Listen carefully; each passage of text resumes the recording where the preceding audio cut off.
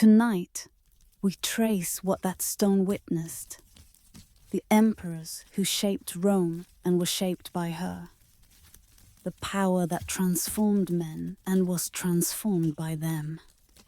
There is a weight that certain offices carry, a burden that transforms whoever assumes it, that demands everything and offers in return only the terrible privilege of being remembered. The Roman emperors bore this weight for 5 centuries, from Augustus's quiet revolution to the final flickering of Western authority. And in bearing it, they became something more than men, yet somehow less than what they might have been had power never found them. Tonight, we trace the most powerful among them, not as political history, but as meditation, as contemplation of what power accomplishes and what it cannot touch, of the mystery that made these men simultaneously masters of the world and prisoners of their own supremacy. The night is long, and the story we follow stretches across half a millennium. We need not hurry. The emperors we examine have long since passed into the silence that awaits all authority. Their triumphs and failures are equally complete. Their consequences continue to unfold in ways we can observe, without the urgency that subjects once felt. The word emperor itself tells a story. It derives from imperator, a title Roman generals received from their troops after victory, a recognition of military achievement that carried no permanent authority. Augustus transformed this battlefield honor into something permanent, something that passed from one man to another through adoption, assassination, civil war, or occasionally peaceful succession. The transformation was itself revolutionary, the creation of monarchy in a culture that had expelled its kings 5 centuries earlier, the concentration of power in hands that carefully avoided the appearance of concentration. We begin with Augustus himself, the careful revolutionary who ended the Republic while claiming to restore it, who accumulated powers so gradually that Romans barely noticed their freedom slipping away until it had entirely vanished.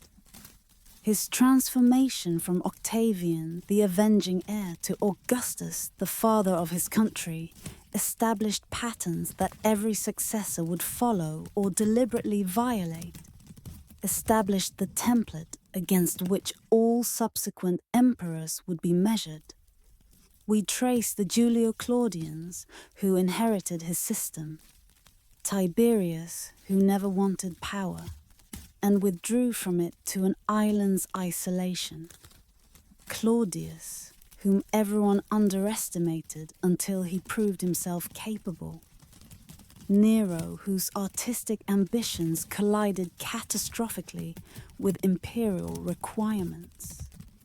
We witness the year of 4 emperors, when the system nearly collapsed, when civil war revealed that emperors could be made elsewhere than Rome, when the secret of empire was disclosed that legions, rather than senate, held the true power of selection.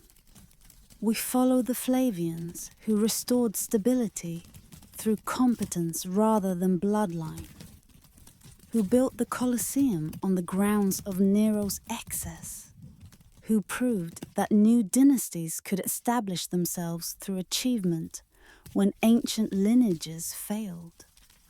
We stand with Trajan at the empire's greatest extent, watching Roman eagles planted on shores of the Persian Gulf, contemplating whether expansion strengthened or ultimately weakened what Augustus had built. We walk Hadrian's wall across Britain's hills, feeling the cold wind that marked Rome's chosen boundary, understanding that the decision not to conquer further was itself an exercise of supreme power. We sit with Marcus Aurelius in his campaign tent, reading philosophy by lamplight while barbarian armies gathered in the darkness beyond, learning that wisdom offers no exemption from duty's weight. We witness Diocletian's desperate genius, the division of empire that acknowledged what unity could no longer achieve, the administrative revolution that preserved Rome by transforming her beyond recognition. We stand at the Milvian Bridge with Constantine, watching a vision that would redirect the religious course of Western civilization, contemplating the mystery of whether faith drove his conversion or calculation, and whether such distinctions matter when consequences prove so vast. We follow Julian's doomed attempt to restore the old gods, to prove that Rome's ancient covenant with Jupiter and Mars might be renewed. And we witness that covenant's final failure, the permanent triumph of the Galilean over all the deities Rome had accumulated across 1,000 years of expansion. We end with Justinian in Constantinople, dreaming of restoration when Rome herself had fallen, building churches whose domes still astonish, codifying laws that still shape how we think about justice. The last emperor who genuinely believed the Roman world might be reunited, whose ambitions exceeded what his century could sustain. This chronicle does not seek to rank or judge, does not attempt to determine which emperors were good and which were wicked. Such categories dissolve under patient examination. The tyrants often proved effective, the philosophers often failed. The competent often gave way to the catastrophic through no fault except mortality. We seek instead to witness, to understand as fully as understanding permits, to sit with the complexity that made Roman imperial power simultaneously magnificent and terrible, creative and destructive. A force that built civilization and consumed those who wielded it. As sleep approaches, as the mind grows quiet and receptive, we offer these meditations on power and its prices as companions for the journey toward rest. The emperors we trace are history now, are completed reigns whose outcomes we know, whose legacies we inhabit. We can examine them safely, can learn from them what they have to teach, can carry their lessons into whatever dreams await us in the hours ahead. The laurel wreath that emperors wore carried meanings older than Rome, symbolized victory, achievement, divine favor. The recognition that some among us rise above the common measure. The men who wore it found that the crown's weight never lessened, that power's demands only increased with power's expansion, that the loneliness at empire's apex exceeded what anyone who had not stood there could imagine. Let the night deepen. Let the silence settle. Let the ancient voices speak across the vast distances that separate us from them. The emperors of Rome await. Let us enter their light and shadow. In the blood-slicked chamber where Julius Caesar fell beneath senatorial daggers, a transformation began that would reshape the world more completely than any conquest the Republic had achieved. The dictator lay dead among the statues of kings Rome had expelled 5 centuries earlier, and somewhere across the city, a young man of 19 learned that he had been named heir to the most dangerous inheritance history had yet produced.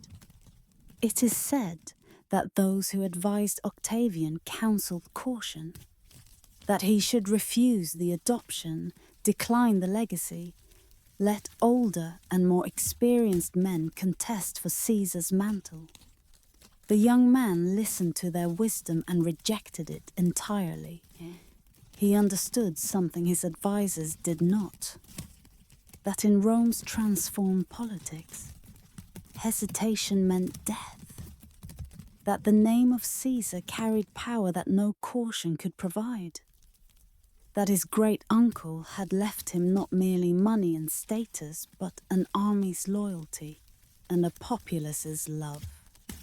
This is where our journey begins, not with established power, but with its acquisition, with the patient decades through which a sickly youth transformed himself into Augustus, the first among equals, who was in truth alone above all others. 2. The deepening mystery whispers tell us of the years that followed, the proscriptions that funded civil war, the alliance with Antony that divided the Roman world, the final confrontation at Actium, where the future of civilization turned on a naval battle in Greek waters. Octavian was not a natural military commander. He was seasick during the battle that decided everything, left the actual fighting to Agrippa, while he struggled to remain upright on a rolling deck. Yet he won. He always won, not through personal prowess, but through the patient accumulation of advantages that made victory inevitable before battle was ever joined. The transformation of republic into principate unfolded with such careful gradualism that contemporaries could argue about whether it had happened at all. Augustus never claimed to be king. The word itself remained poison in Roman political discourse. He was instead princeps, first citizen, a position that technically existed within republican tradition. He held powers that previous Romans had held, the tribunician authority that made his person sacrosanct, the proconsular command that gave him control of the provinces where legions were stationed, the religious offices that made him Pontifex Maximus, bridge builder between Romans and their gods. What made his position revolutionary was not any single power, but their combination, their concentration in one man permanently, rather than distributed among many temporarily. The Senate continued to meet, continued to debate, continued to issue decrees. But the Senate understood that its function had changed, that it now advised rather than decided, that the quiet man in the simple toga who sat among them without apparent precedence was in truth the only voice that mattered.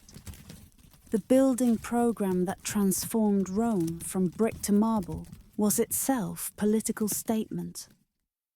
The Forum of Augustus, the Temple of Mars Ultor, the restoration of 82 temples that republican neglect had allowed to decay. Augustus presented himself as restorer rather than revolutionary, as the man who had rescued Roman tradition from those who would have destroyed it. The irony that he had destroyed the Republic while claiming to restore it was apparent to those who cared to see. But those who pointed this out too clearly found their careers mysteriously stalled, their influence quietly diminished, their voices gradually excluded from circles that mattered. The succession problem haunted his entire reign. Augustus outlived his chosen heirs with consistency that seemed almost cursed. Marcellus, his nephew, dead at 19.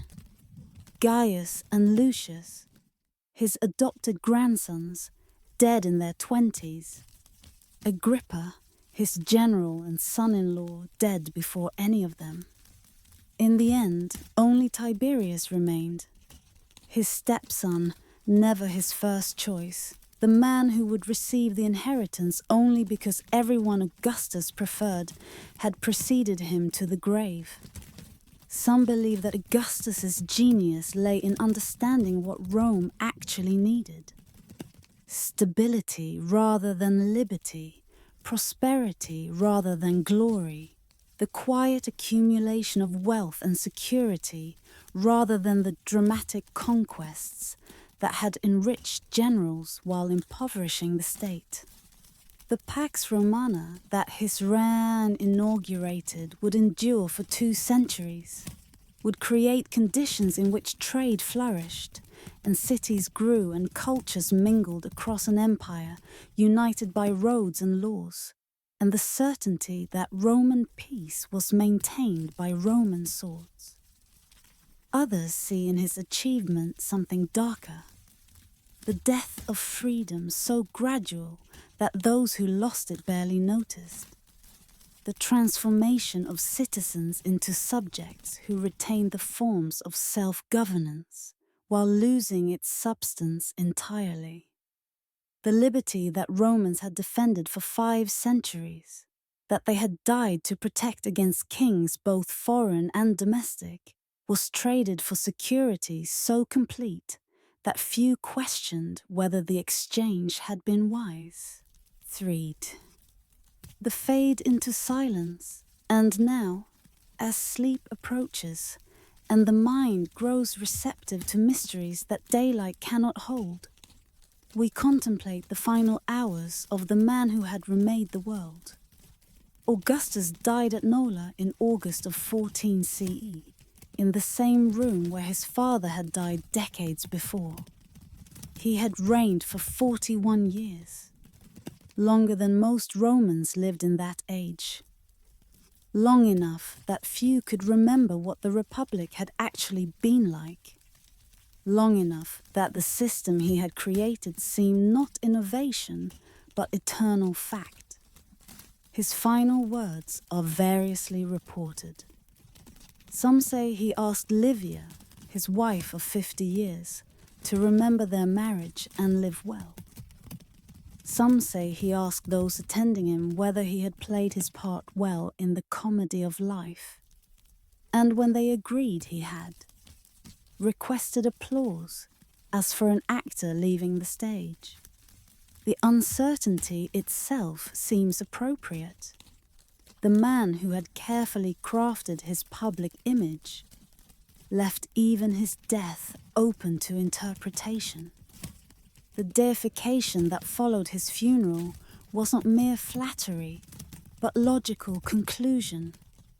If the emperors who followed him ruled as his successors, then he must have been something more than mortal, must have ascended to join Jupiter and Mars among the gods who protected Rome.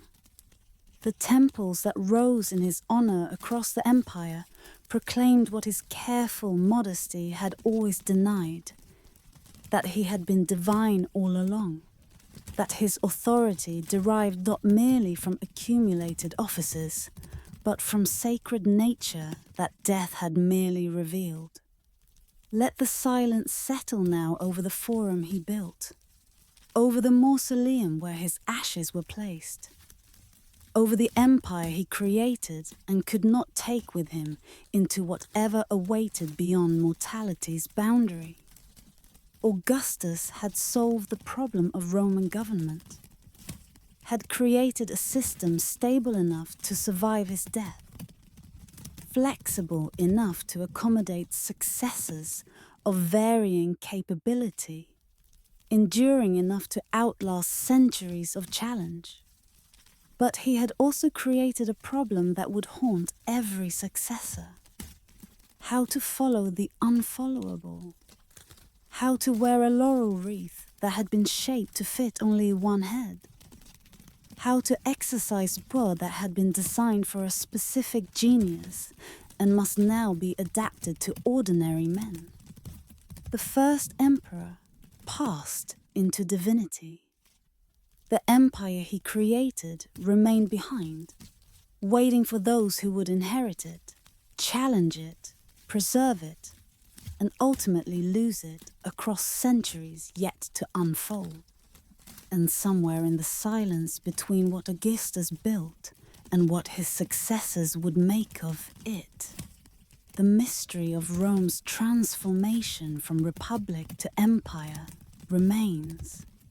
Completed yet somehow never complete, understood yet ultimately inexplicable, the work of one man who changed everything while seeming to change nothing at all.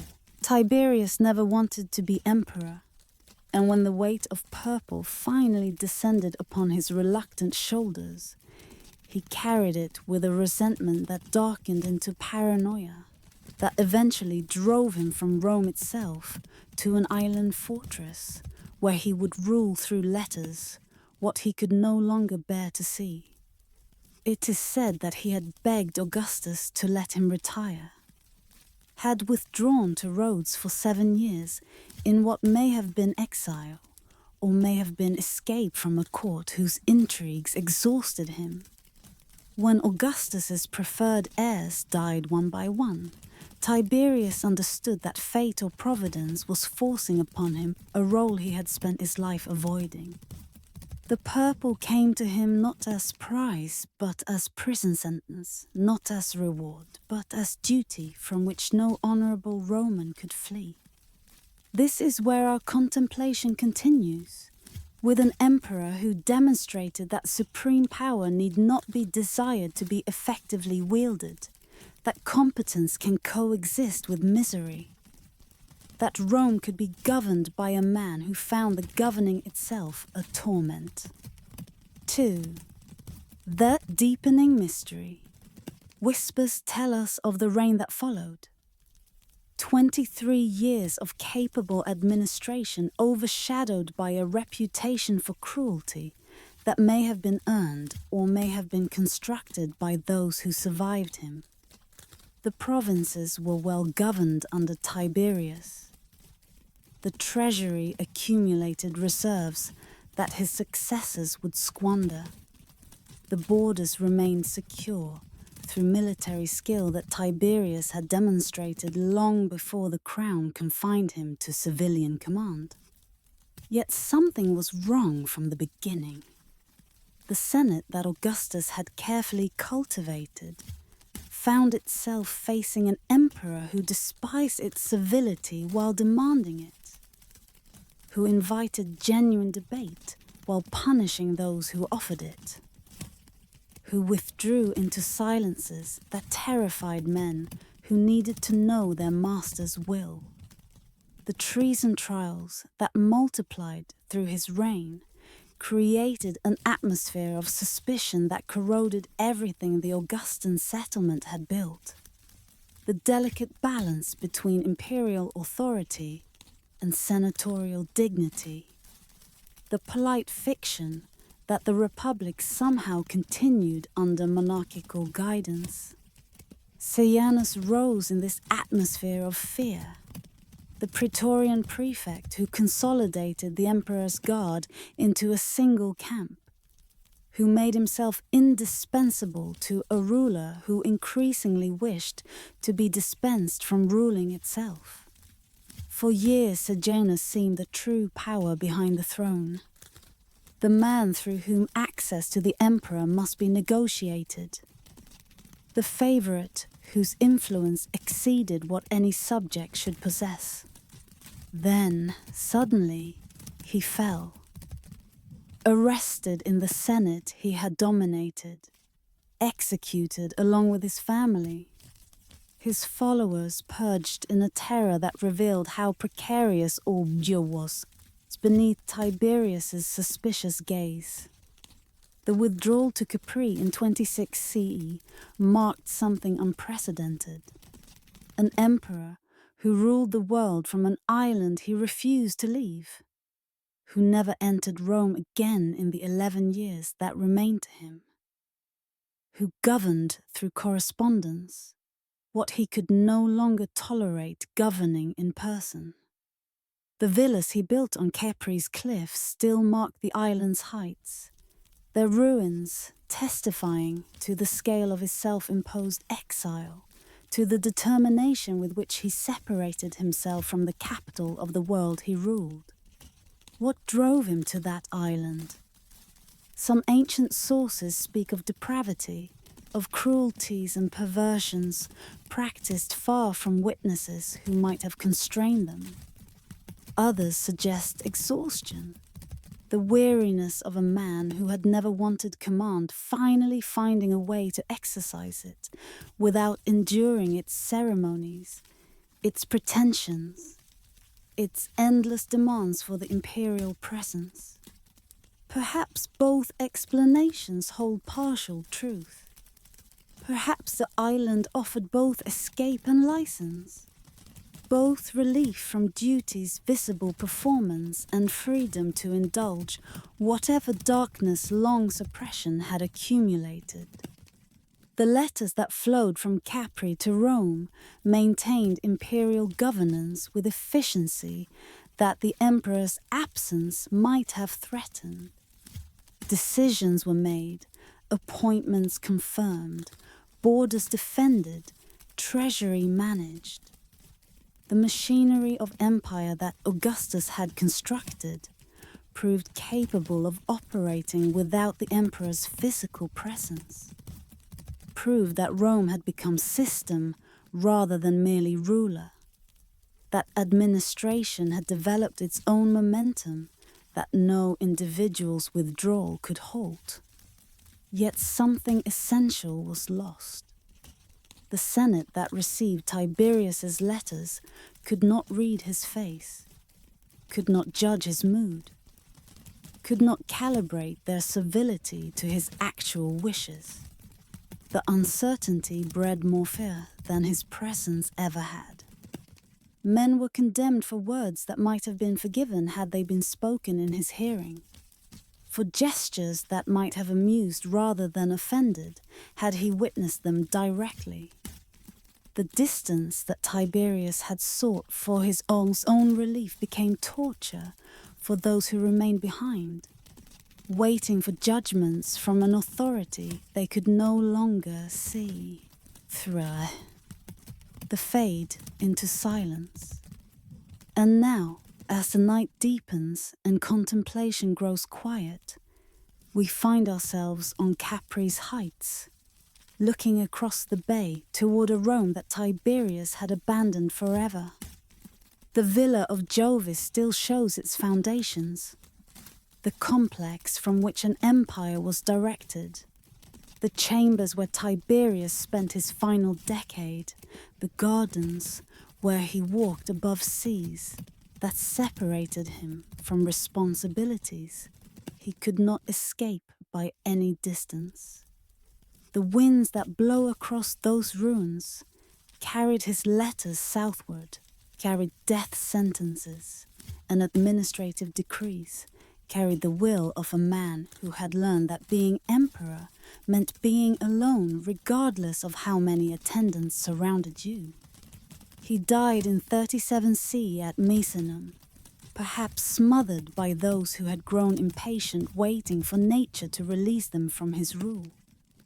Caligula, his great-nephew, his heir, the young man who had lived with him on Capri during the exile years, received the news and the power simultaneously.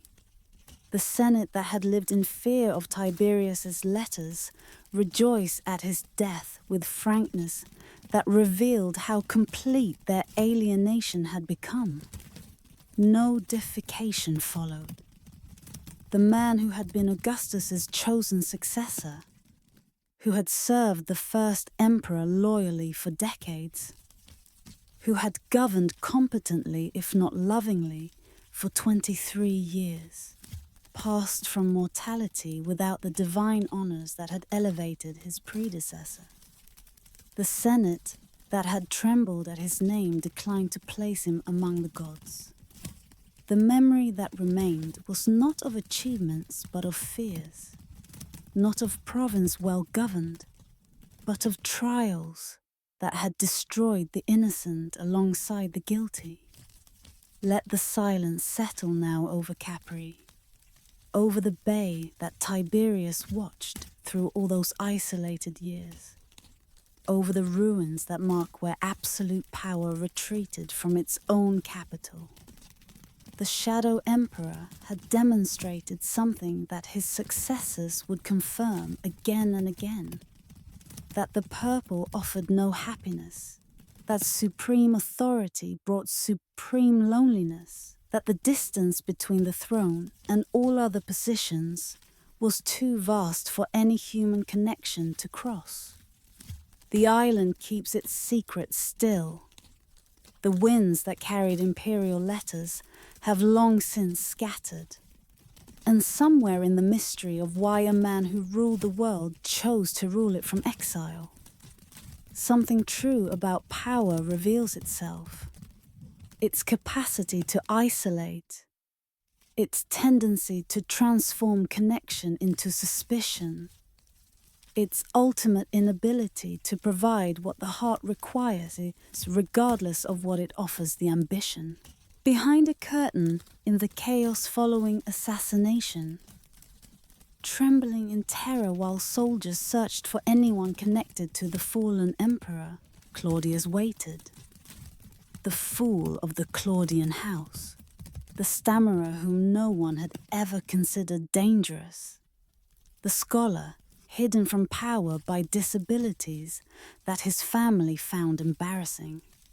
It is said that the Praetorian Guard discovered him by accident, that his feet protruded from beneath the curtain where he had concealed himself, that he was dragged forth expecting death and found instead a throne.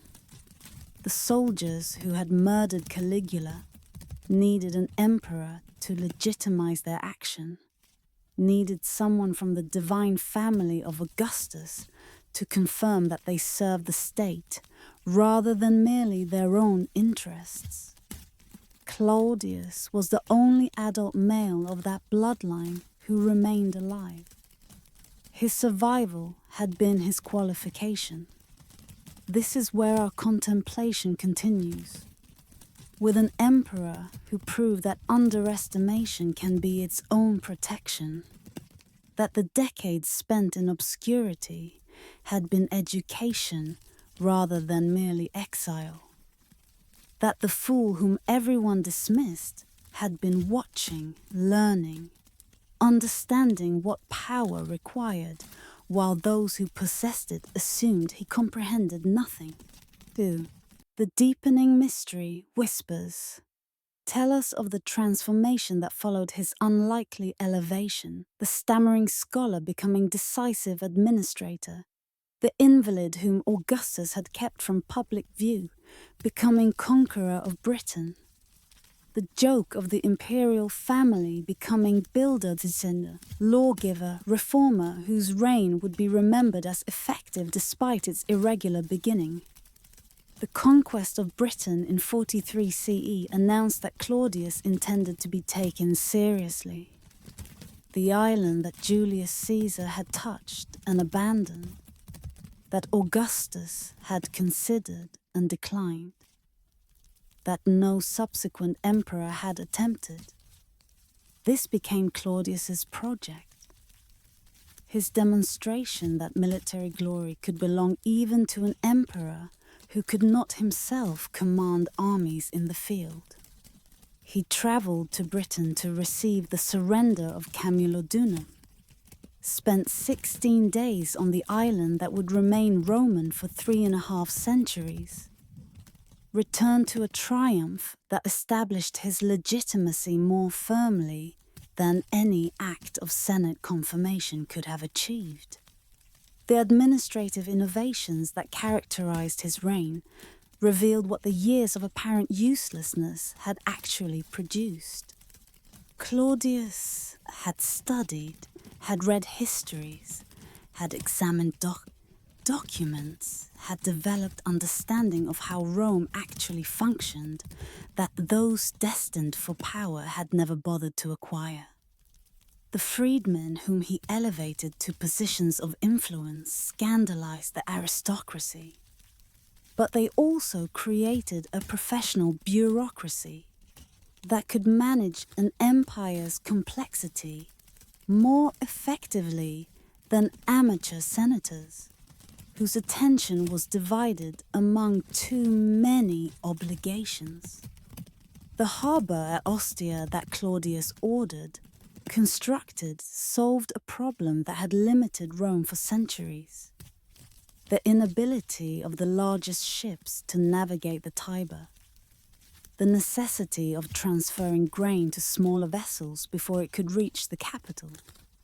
The new harbour allowed direct unloading, secured the food supply that kept Rome's population from the famine that was always one bad harvest away. Demonstrated that infrastructure could be as glorious as conquest when properly understood. The legal reforms that occupied so much of his attention revealed a mind that cared about justice in its particulars, rather than merely its proclamations. Claudius heard cases personally, rendered judgments that contemporaries sometimes found eccentric, but that often displayed genuine concern for equity. The extension of citizenship to Gallic nobles that he championed against senatorial opposition showed understanding that Rome's greatness lay in incorporation rather than exclusion, that the empire endured because it made Romans of those it conquered rather than merely subjects. Yet, the vulnerabilities that had marked him before elevation never entirely disappeared. The wives he married, Messalina, whose alleged debaucheries scandalized Rome until her execution, Agrippina, whose ambitions for her son Nero led ultimately to Claudius's own death, manipulated him in ways that suggested the old uncertainties persisted beneath the imperial competence. The freedmen whose abilities he recognized also accumulated influence that made them powers unto themselves, that created resentments among aristocrats who found themselves petitioning former slaves for access to the emperor. Some believe that Claudius's reign demonstrated how much the empire had become system rather than merely personal rule. That even an emperor, whom no one had chosen deliberately, whom no one had trained for power, whom no one had expected to succeed, could govern effectively because the machinery of governance had developed its own momentum. Others see in his achievements evidence of genuine individual capability, intelligence that had been overlooked rather than absent, abilities that had been denied opportunity rather than development. 3. The fade into silence. And now, as contemplation grows quiet, we find ourselves in the palace where Claudius took his final meal, poisoned, perhaps, by mushrooms that Agrippina had prepared, cleared from the path so that her son might inherit what she had married to obtain. The death in 54 CE was convenient enough to inspire suspicion that has never been resolved. Claudius was 63, had been unwell for years, might have died naturally at any moment, but the timing served Agrippina's purposes so perfectly, and her reputation for ruthlessness was so established that few contemporaries or historians since have accepted that mere chance removed the obstacle to Nero's succession. The deification that followed his death was genuine, but also ironic. The stammering fool whom his own family had hidden from public view, now elevated to divine status, worshipped in temples across the empire, invoked as God by those who had mocked him as imbecile. The transformation was complete. The man whom no one had wanted as emperor was now honored as if he had been destined for divinity all along. Let the silence settle now over the libraries, where Claudius spent his studious years, over the harbour he built that fed Rome for centuries, over the grave where his ashes rested before being scattered when his memory was eventually attacked. The stammerer had silenced doubt through achievement that no disability could diminish, had demonstrated that the qualities which make emperors effective are not the qualities which make them expected. The fool had proven wise. The invalid had proven capable. And somewhere in the space between what Claudius appeared to be and what he actually was, a truth about human judgment reveals itself. Our tendency to mistake surface for substance. Our habit of dismissing what we have not troubled to examine. Our surprise when those we underestimated prove greater than those we exalted. Nero sang while Rome burned, or so the legend insists. But the truth, as always, is more complicated than the stories we tell about power's corruptions. The emperor who became synonymous with tyranny began his reign as hope itself, guided by Seneca the philosopher and Burrus the general, a golden youth whom the empire welcomed as relief from Claudius's elderly uncertainties. It is said that when asked to sign his first death warrant, the young Nero wept, lamenting the necessity of literacy that required him to authorize what he could not bear to command. The sensitivity that this story suggests, genuine or performed, it matters little, characterized the early years of a reign that would end in flames and suicide, that would transform hope into horror so completely that Nero's name became synonym for everything imperial power should not be. This is where our contemplation continues, with an emperor who embodied both the possibilities and the dangers of absolute authority, whose artistic ambitions collided with political requirements, whose reign illuminated what happened when someone who wanted to be artist was forced instead to be emperor. Two, the deepening mystery whispers, tell us of the golden years that began the reign, the quinquennium Neronis that later emperors would cite as model of good governance, the 5 years during which Seneca's influence shaped policy and Burrus's discipline constrained excess.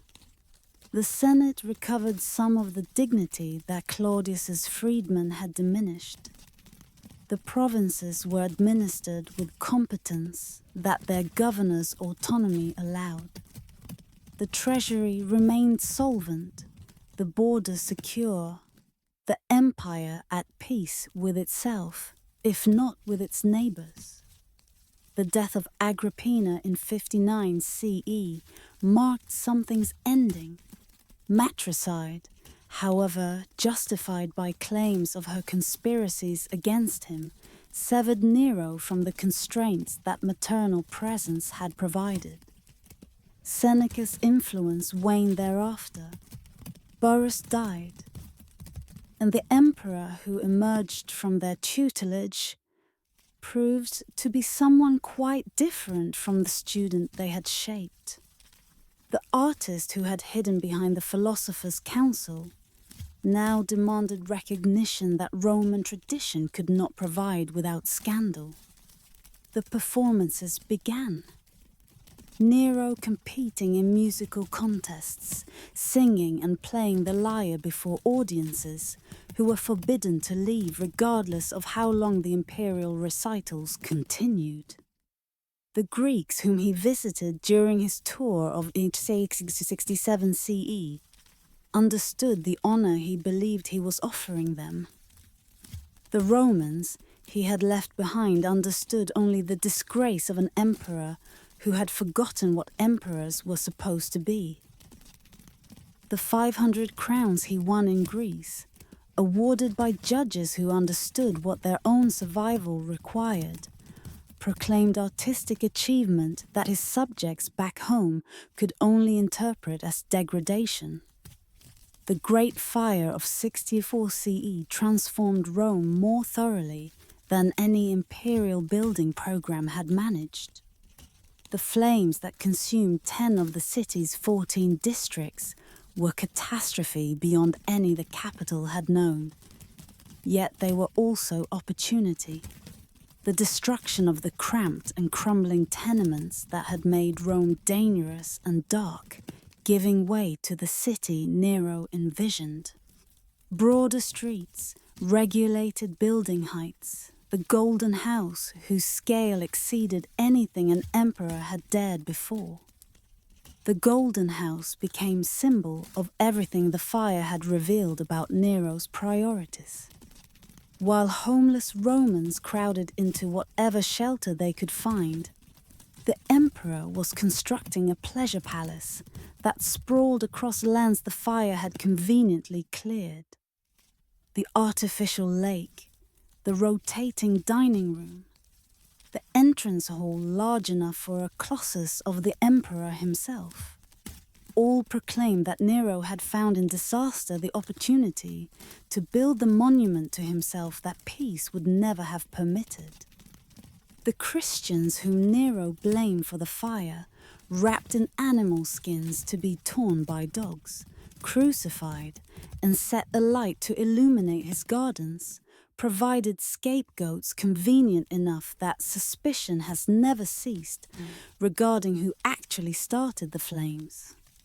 Whether Nero ordered the fire, exploited the fire, or merely failed to mourn the fire with appropriate sincerity has been debated for 2 millennia.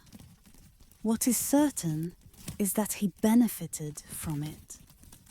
That the city which rose from the ashes was more magnificent than what had burned, that the golden house required precisely the space the fire had provided. The conspiracy of Piso in 65 CE revealed how fragile Nero's position had become. Senators, knights, officers, even his former tutor Seneca, drawn into a plot whose discovery unleashed executions that decimated the aristocracy. The terror that followed consumed not merely conspirators, but anyone whose prominence or wealth attracted imperial attention, whose elimination might serve the treasury's needs or the emperor's fears. The reign that had begun with reluctance to sign death warrants ended with executions so numerous that the names have blurred together. Threed. The fade into silence.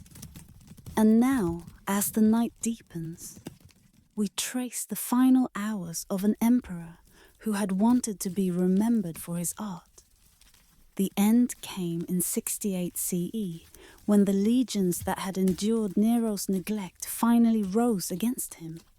First in Gaul, then in Spain, then the Praetorian Guard itself in Rome.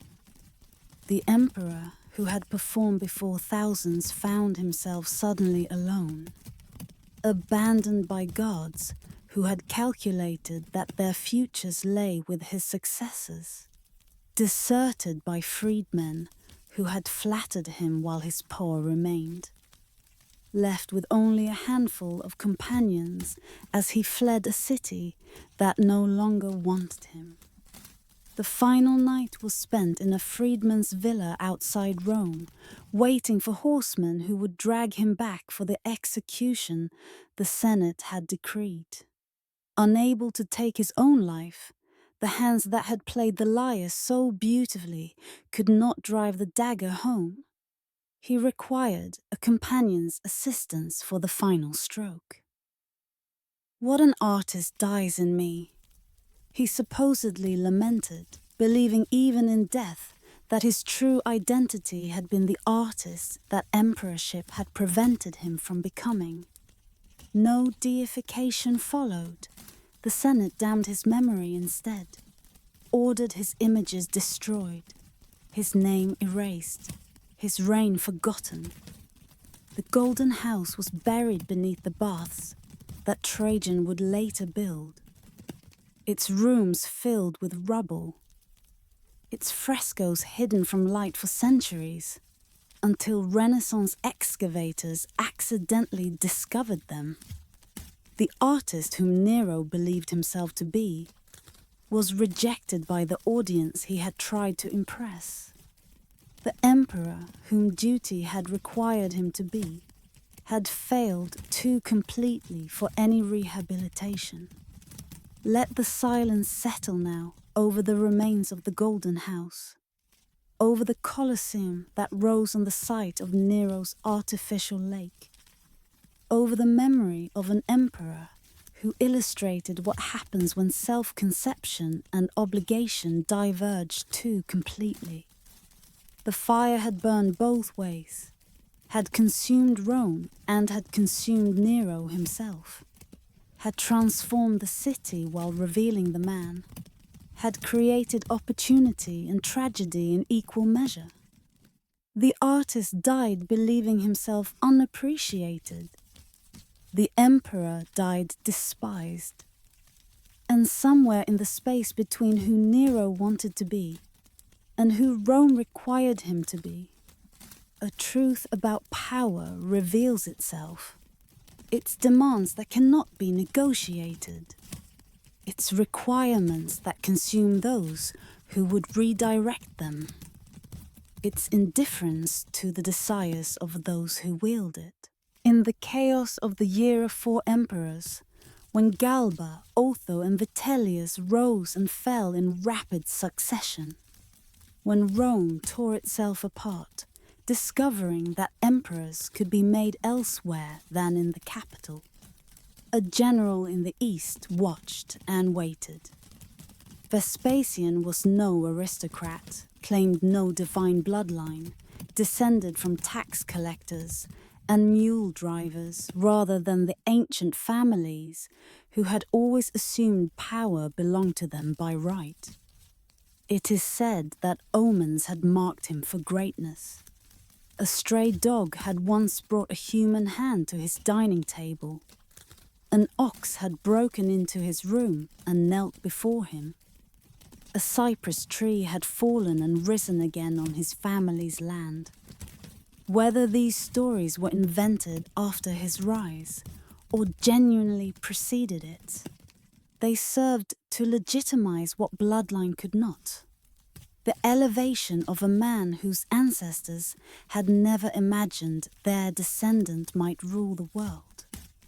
This is where our contemplation continues, with an emperor who demonstrated that Rome could be saved by competence when heritage had failed, that the system Augustus had built could survive even the violent disputes over who should operate it. 2. The deepening mystery Vespers tell us of the path that brought Vespasian to the purple, the military commands that had earned him reputation, the Jewish revolt that had placed legions under his control at the moment when legions determined everything, the careful calculation that delayed his bid until rivals had exhausted themselves and the empire was ready for stability rather than more conflict. The victory at Cremona in 69 CE broke Vitellius's power, but the sack that followed shamed the legions that accomplished it. Roman soldiers destroying a Roman city with thoroughness that enemies had rarely managed. The message was clear. The civil wars had released forces that could destroy what they were supposedly fighting to control. Vespasian understood that his first task was not merely to win, but to end the winning, to restore the discipline that months of chaos had corroded, to make the legions again instruments of the state rather than makers of emperors. The treasury that Nero and the civil wars had emptied required replenishment that could not wait for normal revenues to accumulate. Vespasian's economies became legendary.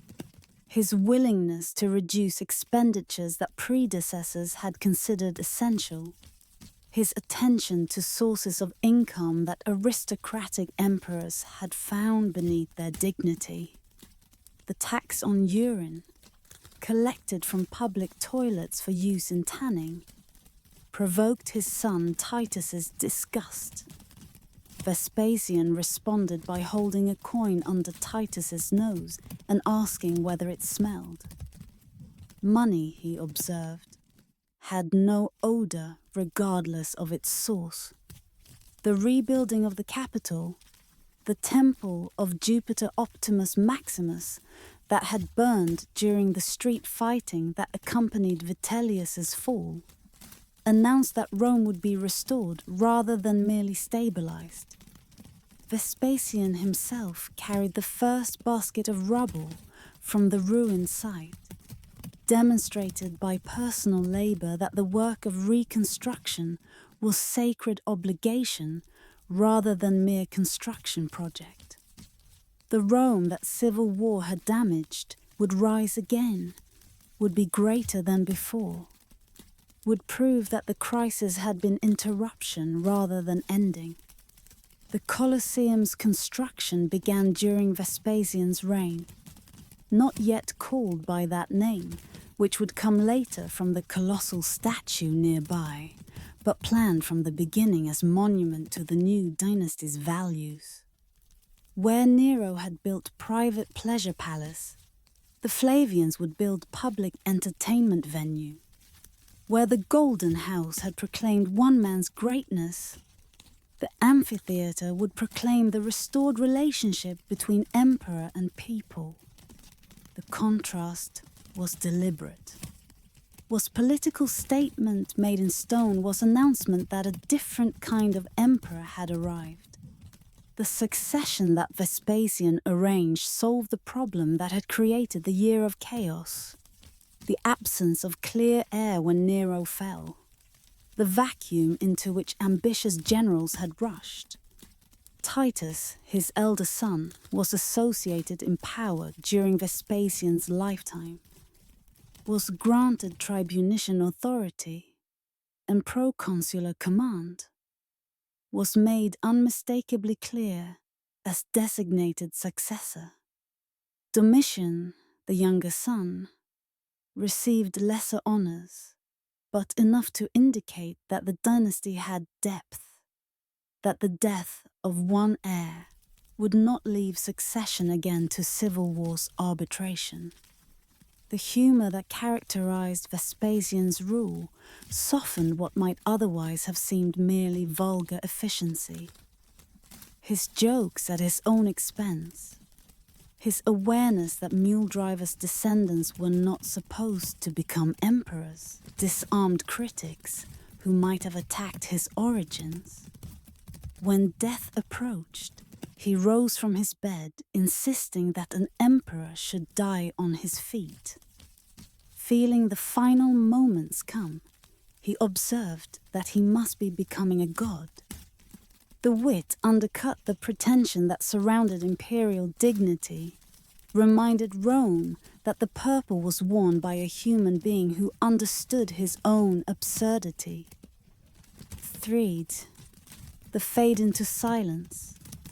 And now, as contemplation grows quiet, we find ourselves at the modest origins from which Vespasian rose, the Italian town of Reat, where his family had been respectable but never prominent, where nothing in his early circumstances predicted the heights he would achieve. He died in 79 CE at his family's estate near Reat. Having reigned for 10 years, having transformed an empire that civil war had seemed about to destroy into something stable enough to endure for centuries more. The deification that followed was earned rather than merely conventional. The Senate that granted it recognized genuine achievement. The restoration of a world that had seemed ready to tear itself apart. The Colosseum that Titus would complete and that Domitian would finish stands still in Rome, its ruins more visited than any building the ancient world produces in that. The practical dynasty that Vespasian founded lasted only 27 years, would end with Domitian's assassination and the Senate scramble to find a successor. But the restoration that Vespasian accomplished proved more durable than his bloodline, proved that the empire could survive crises that would have destroyed lesser systems, proved that competence could supply what charisma and heritage could not. Let the silence settle now over the ruins of the Forum of Peace that Vespasian built, over the amphitheater his dynasty gave Rome, over the memory of an emperor who proved that origins matter less than achievement, that the mule driver's grandson could save what the descendants of gods had nearly destroyed. The practical man had accomplished what the idealists could not. The man without pretensions had restored what pretension had endangered. And somewhere in the space between Vespasian's humble origins and his imperial achievements, a truth about Rome reveals itself. Her willingness to accept ability from any source when ability was what survival required. Her capacity to elevate the capable when the distinguished had proven otherwise. Trajan extended Rome's borders to their greatest reach, into Dacia's mountains where gold awaited, across Mesopotamia's ancient valleys to the Persian Gulf's shores, to territories so distant that maintaining them would prove impossible. The empire he inherited was prosperous and secure. The empire he left behind was glorious and overextended, magnificent and exhausted, victorious and somehow weakened by its victories. It is said that when Trajan stood at the Gulf's edge, watching Roman ships sail waters Alexander had sailed, he wept that age prevented him from following the Macedonians' path further into the unknown east. The ambition that this story reveals, the hunger for conquest that no achievement could satisfy, defined a reign that pushed Rome to limits that Trajan's successors would spend decades pulling back from. This is where our contemplation continues. With an emperor who embodied everything Roman virtue was supposed to be, whose reign was proclaimed the empire's height, whose achievements contained within themselves the seeds of troubles yet to come. 2.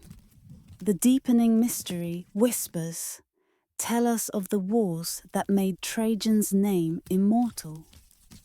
The Dacian campaigns of 106 CE that conquered territories modern Romania remembers, that brought gold to Rome sufficient to finance decades of building and benefaction. The column that commemorates these victories still stands in Rome, its spiral frieze ascending like a stone scroll, telling in carved relief the story of conquest that Trajan's veterans had lived. The Dacian gold transformed Rome.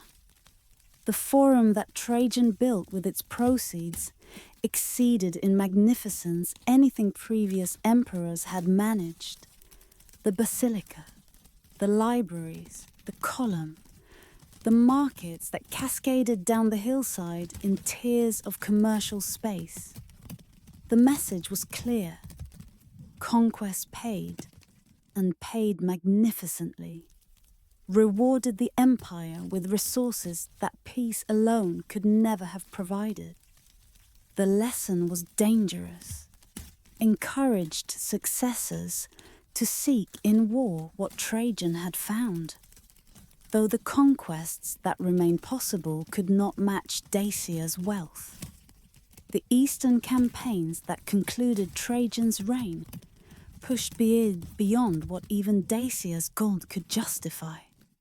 Into Armenia, into Mesopotamia, into territories that had defeated every Roman army previously sent against them.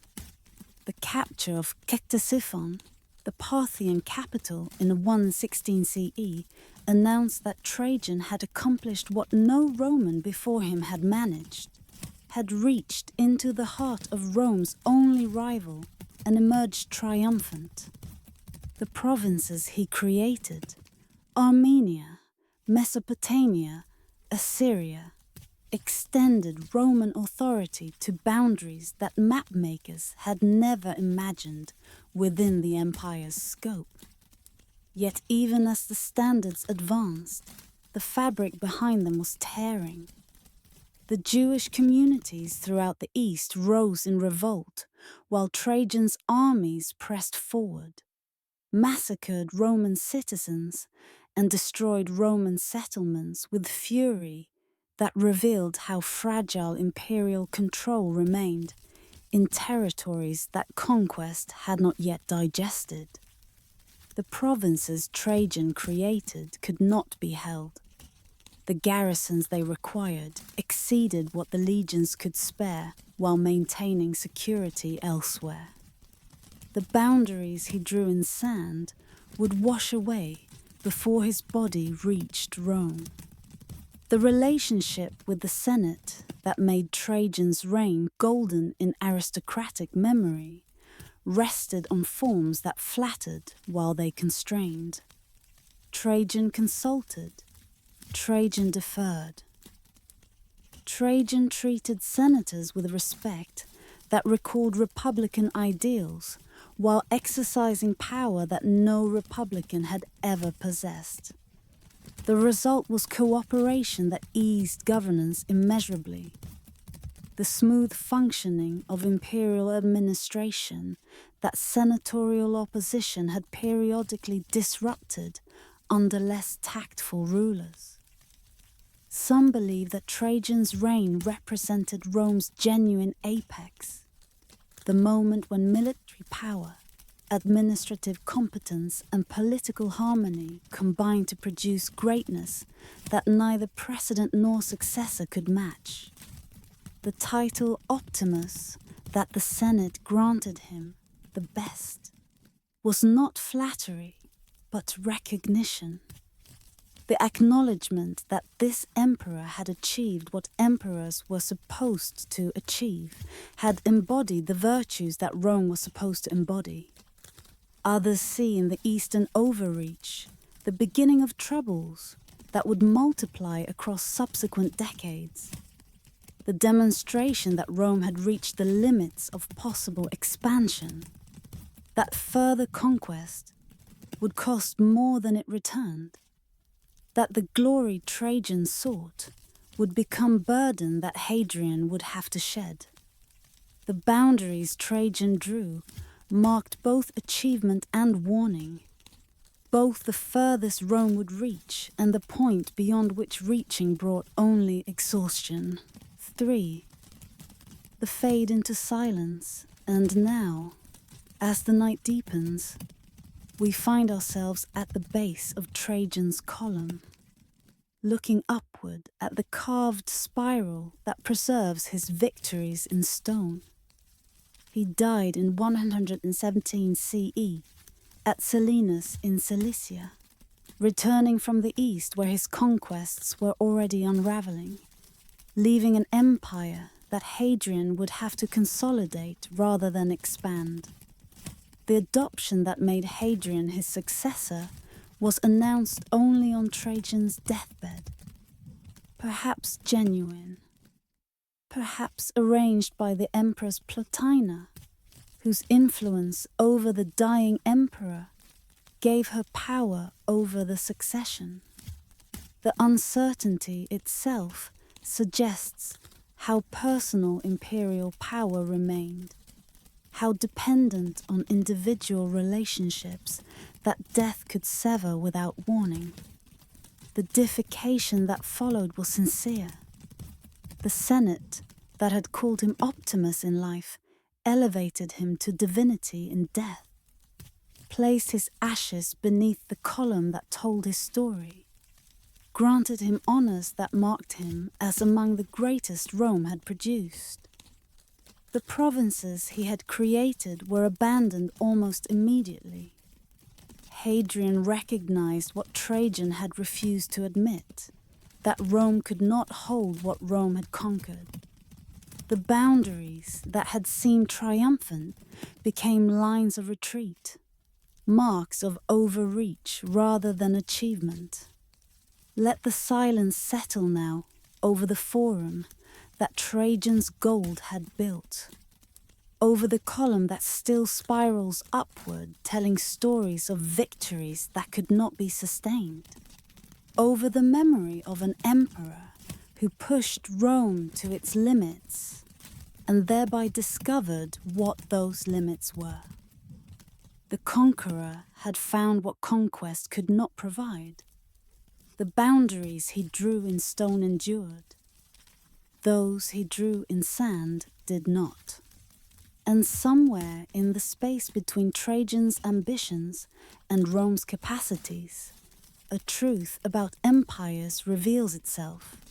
Their tendency to expand beyond sustainability, their discovery of limits only through exceeding them, their achievement of greatness that contains within itself the seeds of its own diminishment. Hadrian traveled more than any emperor before or after, walked Britain's hills where he ordered his wall built, sailed the Nile where Antinous drowned, and grief transformed into deification, stood in Athens where he completed the temple to Olympian Zeus that had waited 6 centuries for its final columns.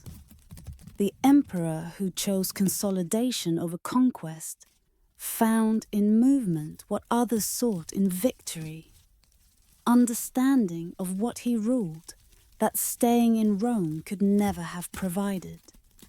It is said that he wished to see with his own eyes everything that he had learned from books, that the curiosity which drove him across the empire's length was intellectual as much as administrative, that he genuinely wanted to know what Rome had become, rather than merely command it.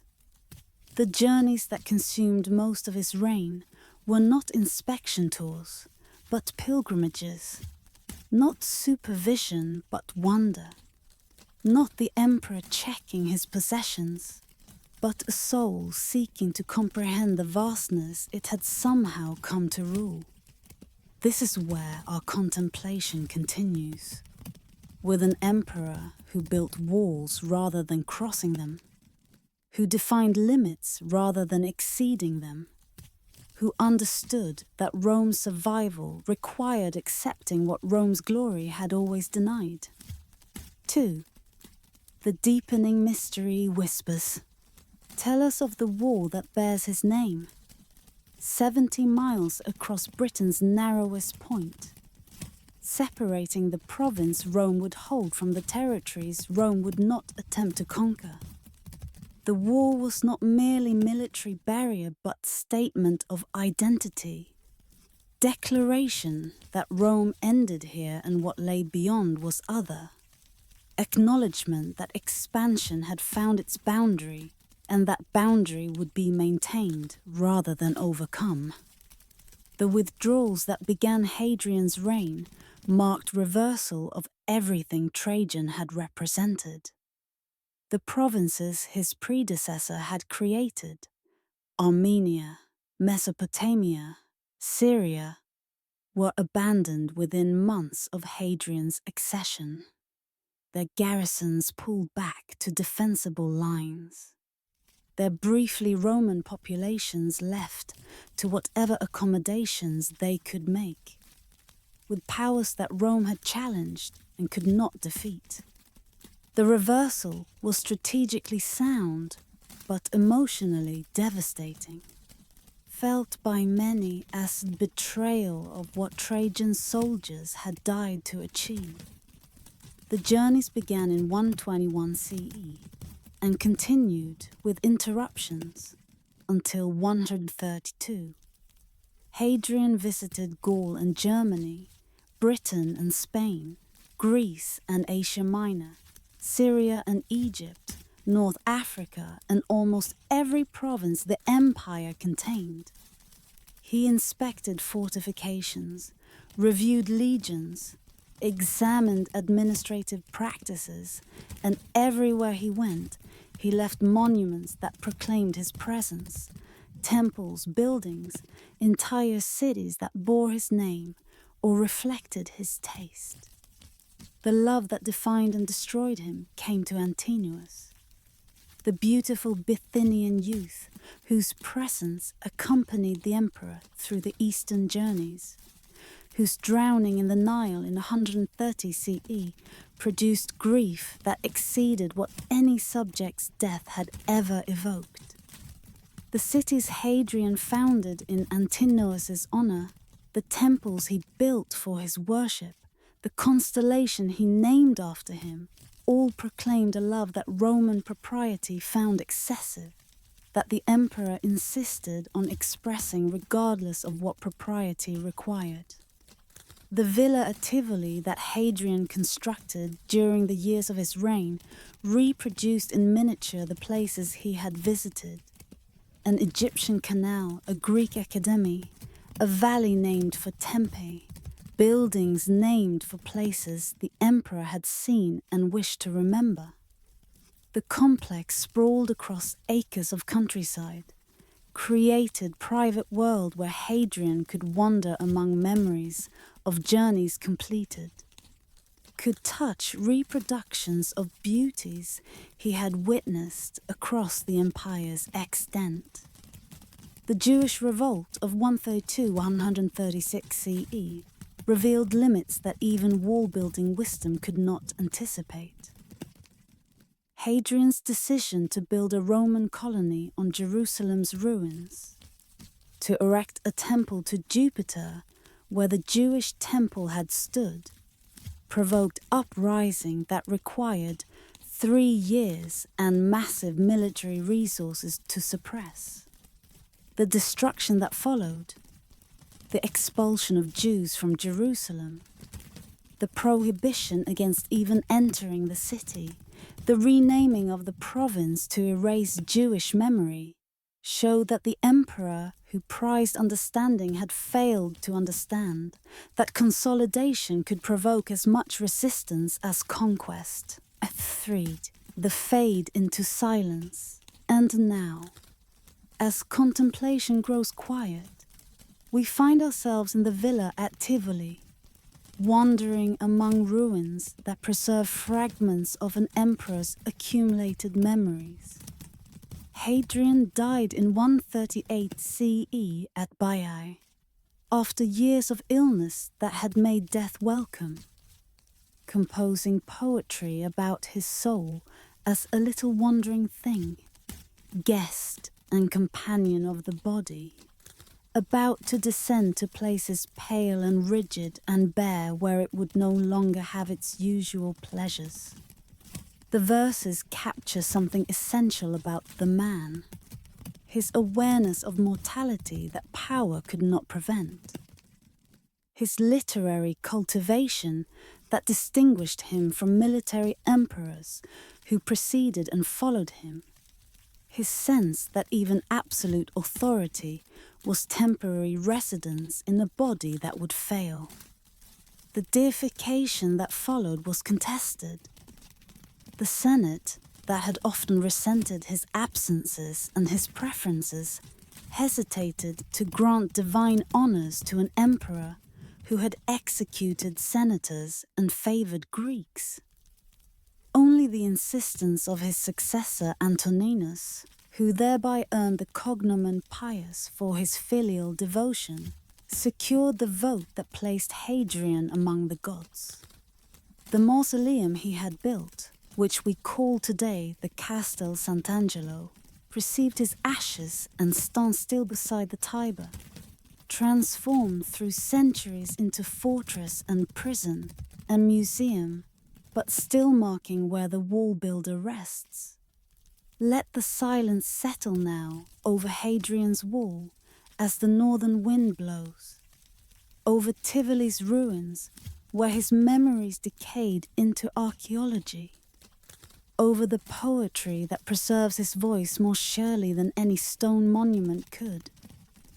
The emperor who walked among stars, who travelled so far, who loved so deeply, who built walls to define what Rome would be, found at the end what all emperors found, that power could not prevent the body's failure, that glory could not accompany the soul wherever the soul went, that even emperors must finally make the journey that Hadrian had described in verse, descending to colourless places where purple robes mean nothing. The wall builder had walked as far as walking could take him. The lover had lost what love could not keep.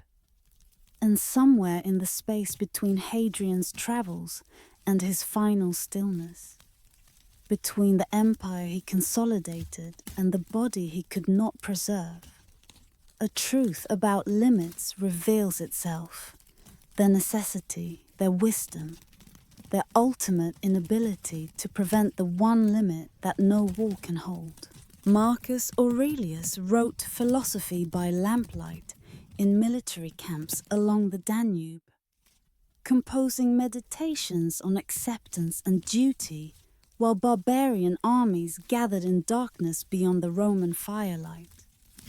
The Stoic sage, who had studied wisdom since boyhood, found himself spending most of his reign in places wisdom had always fled. On campaign, in trenches, surrounded by death, he had learned to accept but could not prevent. It is said that he never sought the purple, that Hadrian had noticed him as a youth and begun the process that led to his eventual succession, that the years of preparation had been someone else's plan rather than his ambition. The philosopher king whom Plato had imagined centuries earlier found unexpected embodiment in this reluctant emperor, who wanted only to read and think, but was forced instead to fight and command. This is where our contemplation continues, with an emperor who tested whether wisdom could survive contact with power, whether philosophy could guide a soul through demands that philosophy had always counselled avoiding. 2. The deepening mystery. Whispers tell us of the education that shaped him, the tutors in rhetoric and philosophy, the Stoic teachers who taught him that virtue was the only good, that external circumstances were indifferent, that the wise man accepted what he could not change while working to change what virtue required. The young Marcus absorbed these lessons so thoroughly that they became not mere beliefs, but the structure of his consciousness, the framework through which he understood everything that happened to him. The reign began well enough. Co-emperorship with Lucius Verus, partnership that divided responsibilities and seemed to promise the leisure for philosophy that Marcus craved. But the Parthian War demanded Verus's presence in the east, and the plague that the returning armies brought back devastated the empire with thoroughness that no military defeat had managed. The pestilence killed millions, emptied cities, disrupted the tax revenues and the trade networks on which Roman prosperity depended. The Marcomannic Wars that consumed most of his reign began in the plague's wake. Germanic peoples pressing against frontiers that depleted legions could no longer adequately defend. Marcus spent year after year on the Danube, fighting enemies who could be defeated but not eliminated, who retreated and returned, who seemed to multiply regardless of how many Roman victories the dispatches reported.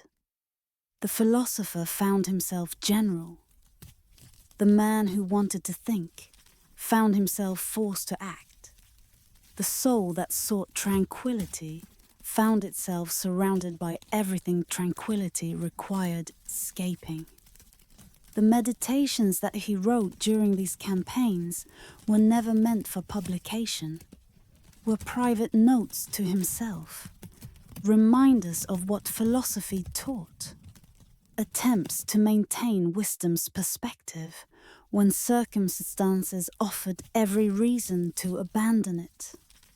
The emperor who commanded legions wrote about accepting what he could not change.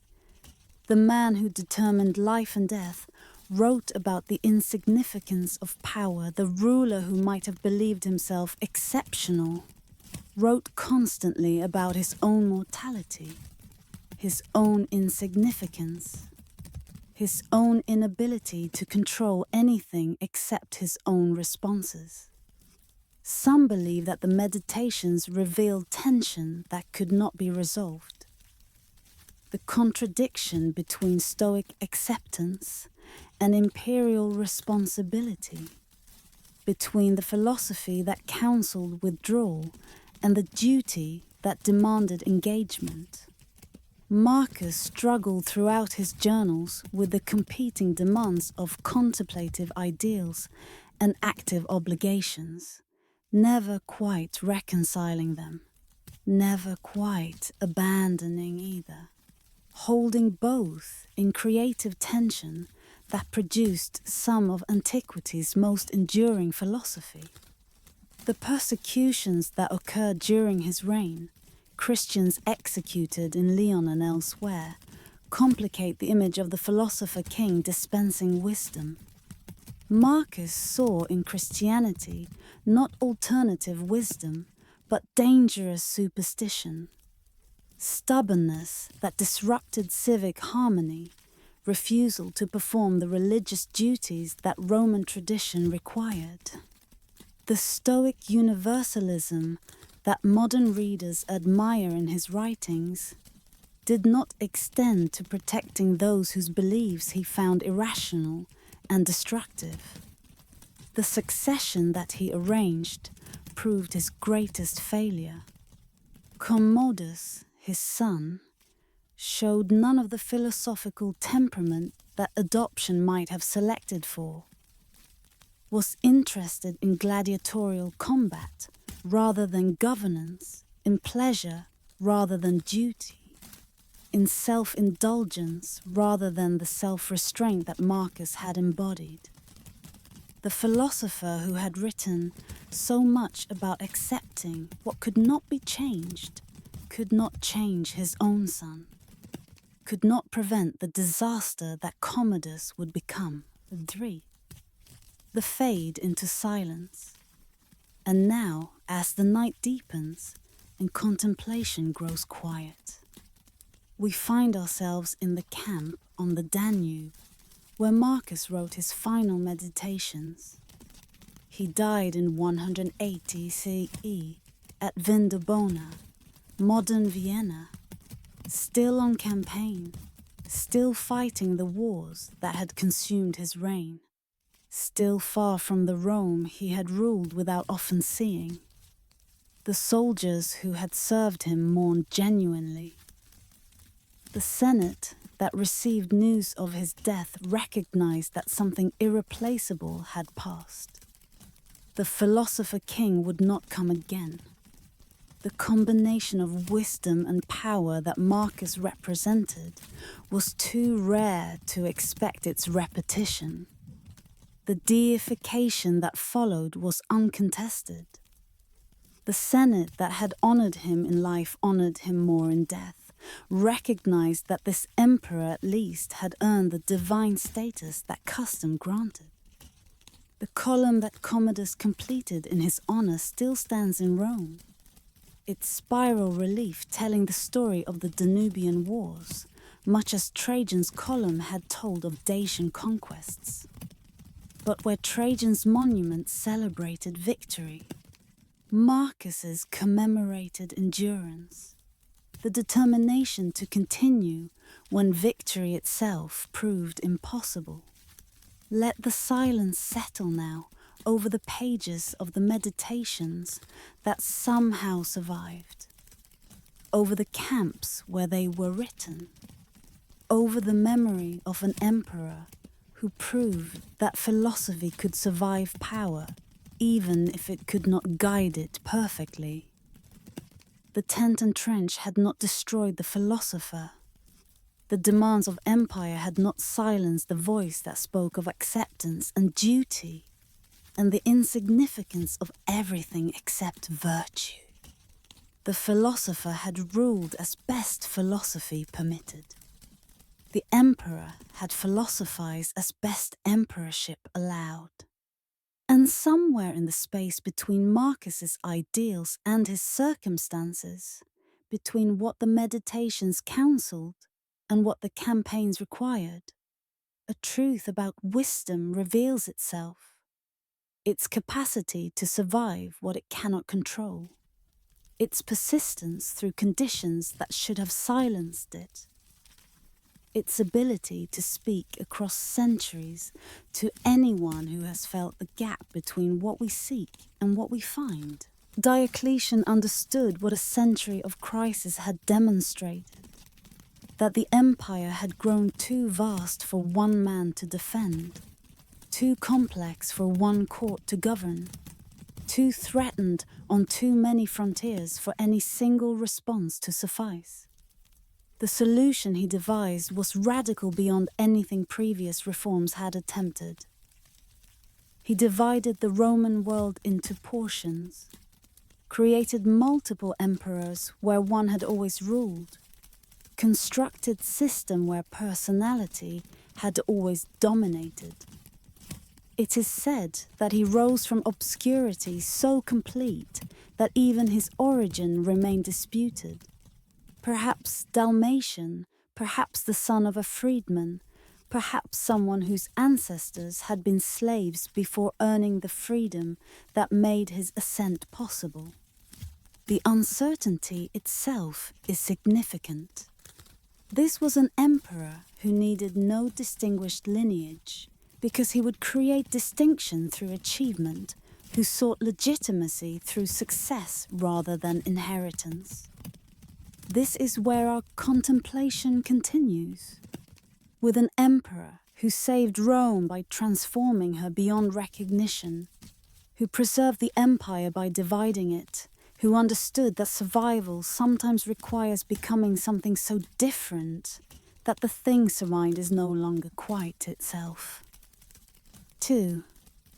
The deepening mysteries whispers tell us of the 50 years that preceded his reign, the crisis of the 3rd century, when emperors rose and fell with terrifying rapidity, when portions of the empire broke away entirely, when plague and invasions seemed to promise the end of everything Rome had built. 26 emperors in 50 years, most dying violently, none lasting long enough to establish stability. This was the world Diocletian inherited when the purple fell to him in 284 CE. The tetrarchy that he created placed 4 rulers where one had failed. 2 senior emperors bearing the title Augustus, 2 junior emperors bearing the title Caesar, each responsible for a portion of the empire, each defending frontiers that no single ruler could have covered. The system divided not merely authority, but presence. placed imperial courts in Nicomedia and Milan, in Sirmium and Trier, cities closer to the threatened borders than Rome herself had ever been. The administrative reorganization that accompanied the tetrarchy restructured provinces that had remained largely unchanged since Augustus, divided them into smaller units, placed them under new hierarchies, created layers of supervision that earlier emperors had never imagined. The bureaucracy multiplied, the regulation intensified, the state's reach extended into aspects of life that Roman liberty had previously protected from imperial attention. The sacred symbolism that Diocletian cultivated transformed how emperors related to their subjects. No longer princeps, first citizen among equals, but dominus et deus, Lord and God, requiring prostration from those who approached, hidden behind curtains and ceremonies that separated the imperial presence from all ordinary humanity.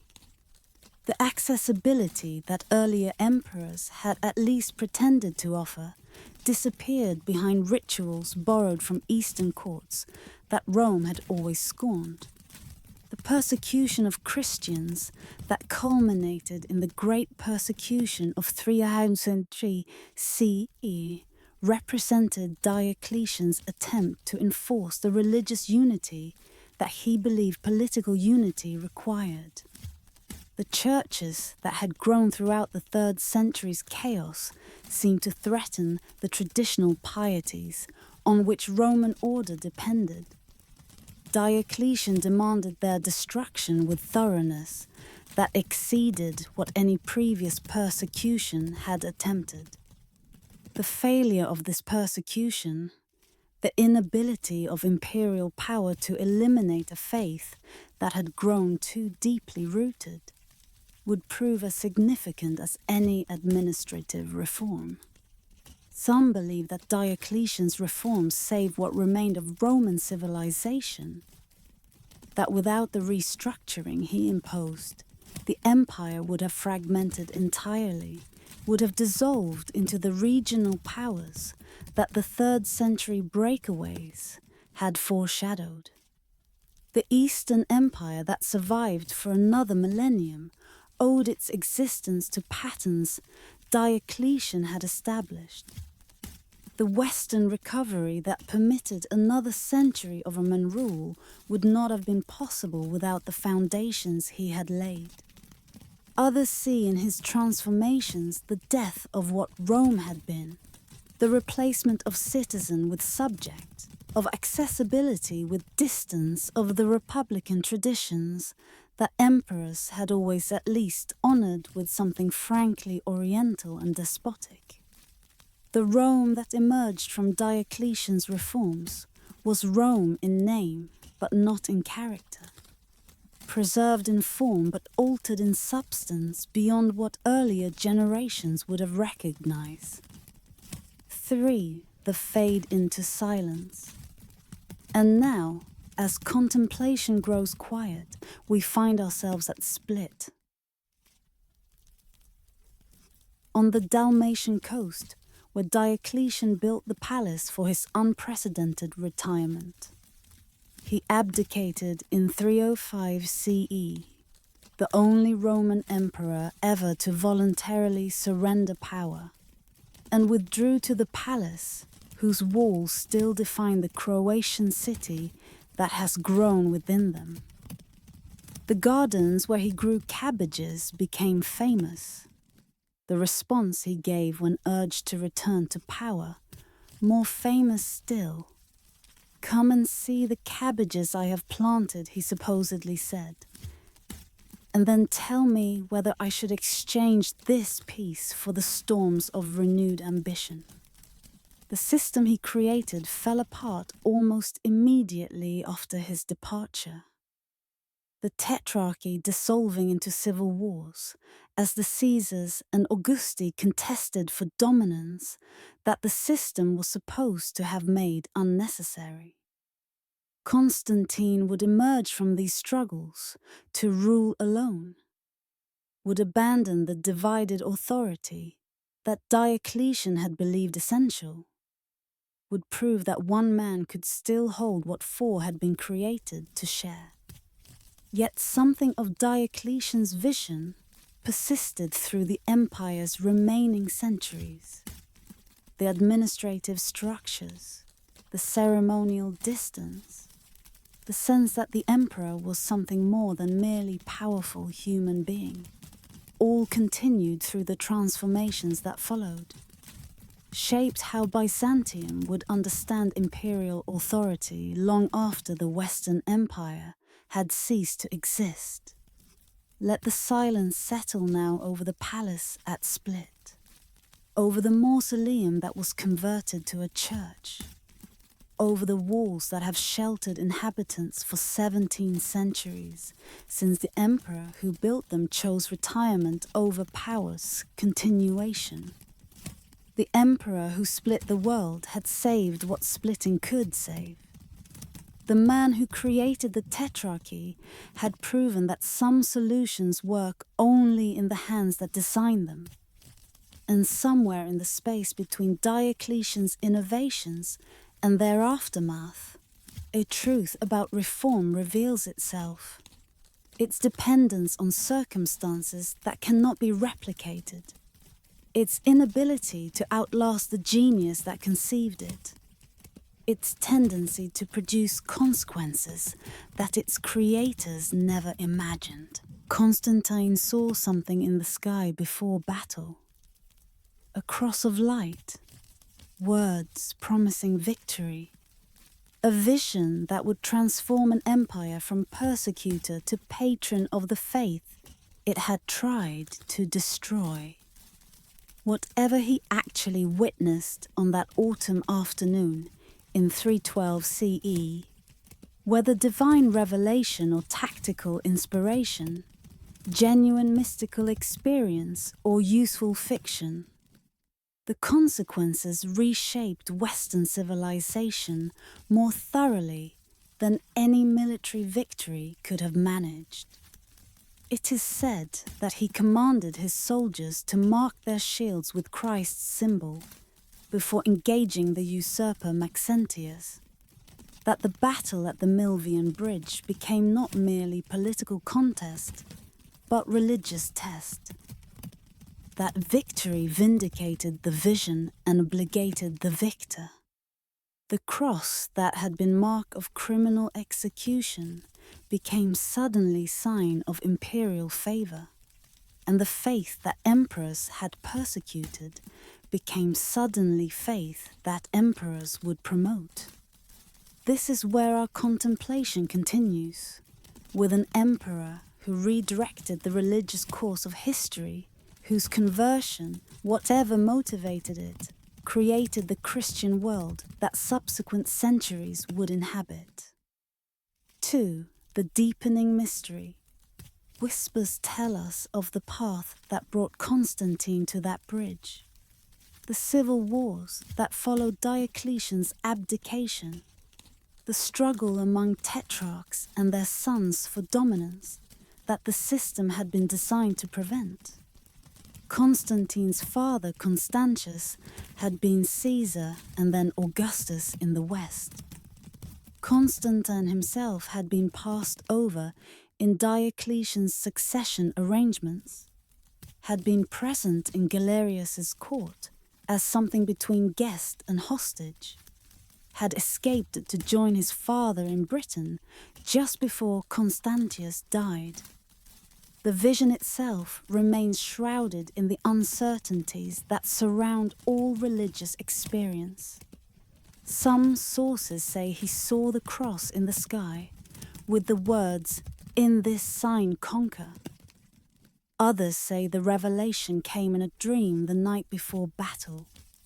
Still others suggest that his conversion developed gradually over years, rather than occurring in a single transformative moment. What is certain is that after the Milvian Bridge, Constantine favored Christianity with consistency that transformed the faith situation across the empire. The Edict of Milan in 313 CE established tolerance for all religions, ended the persecutions that Diocletian had intensified, restored to Christians the property that persecution had confiscated. But tolerance was only the beginning. What followed was favor that transformed Christianity from permitted faith to privileged one.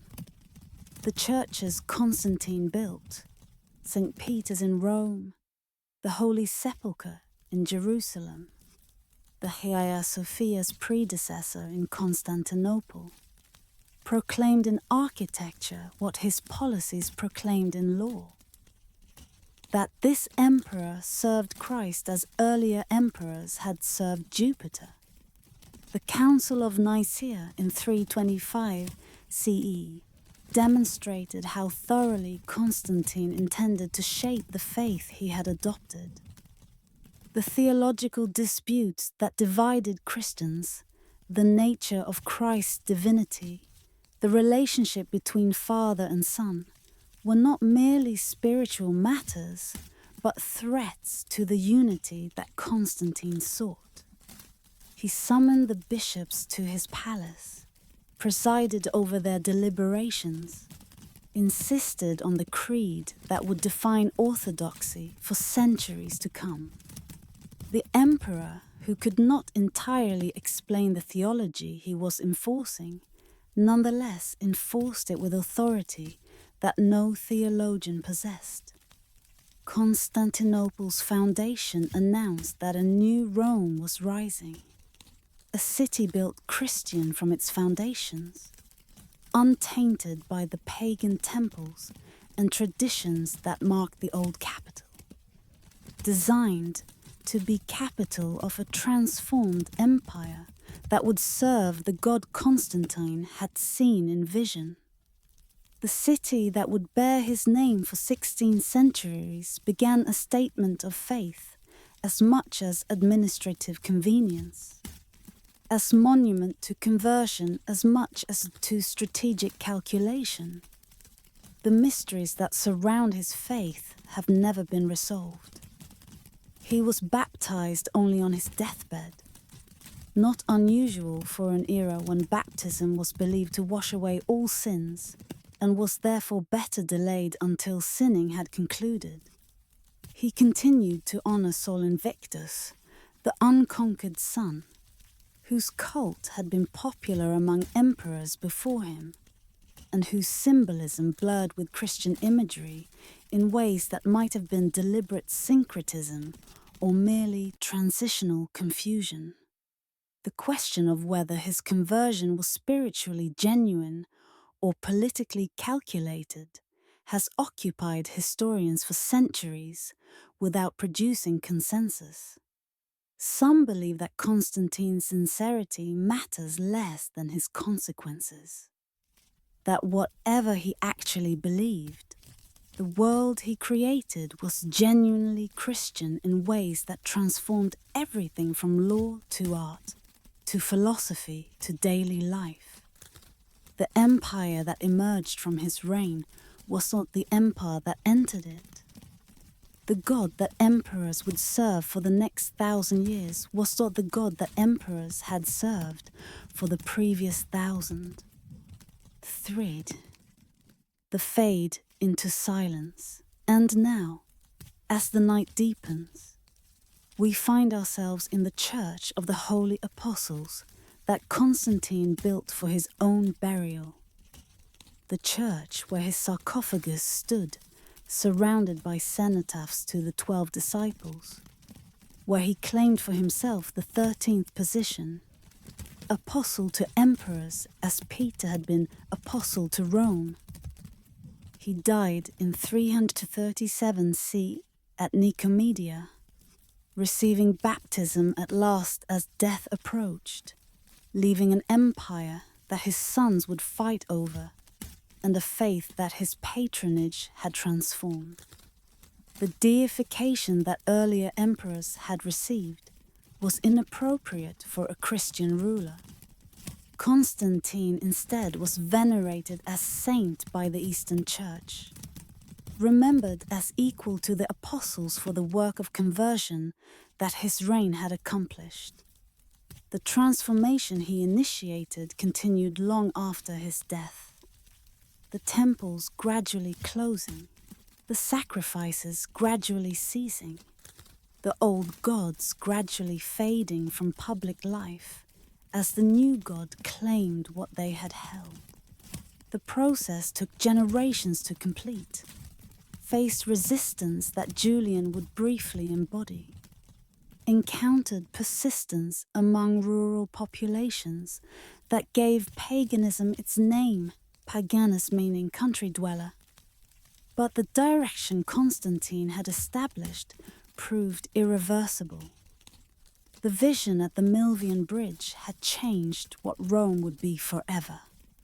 Let the silence settle now over the ruins of the old St. Peter's that Constantine built, over Constantinople that still bears his name as Istanbul, over the faith that his patronage transformed from persecuted sect to imperial religion.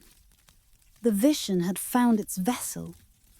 The convert had converted an empire. And somewhere in the space between what Constantine saw and what Constantine did, between his private faith and its public consequences, a truth about history reveals itself. How much can turn on a single moment? How much can change through a single person? How much the world we inherit depends on choices we did not make and visions we did not share. Julian attempted to turn back time, to restore the old gods, to reopen the temples Constantine's successors had closed, to prove that Rome's ancient covenant with Jupiter and Mars and all the deities who had protected her for 1,000 years could still be renewed. His reign lasted barely 2 years. His restoration died with him. His failure proved as consequential as any success could have been. It is said that he had been raised Christian by necessity. The imperial family's murders following Constantine's death had left him orphaned and supervised by eunuchs and bishops, who ensured that he received proper Christian education.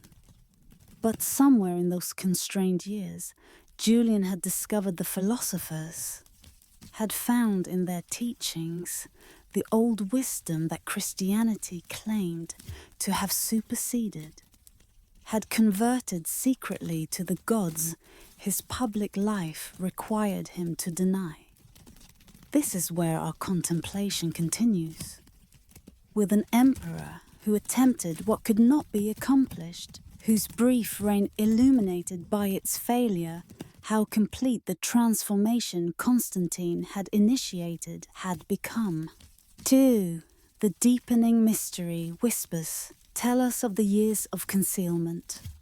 Julian studying philosophy under teachers who still honored the old ways, performing the Christian rituals his position required, while his heart yearned for temples that stood empty, for sacrifices that no longer rose, for gods whose silence seemed to him abandonment rather than defeat.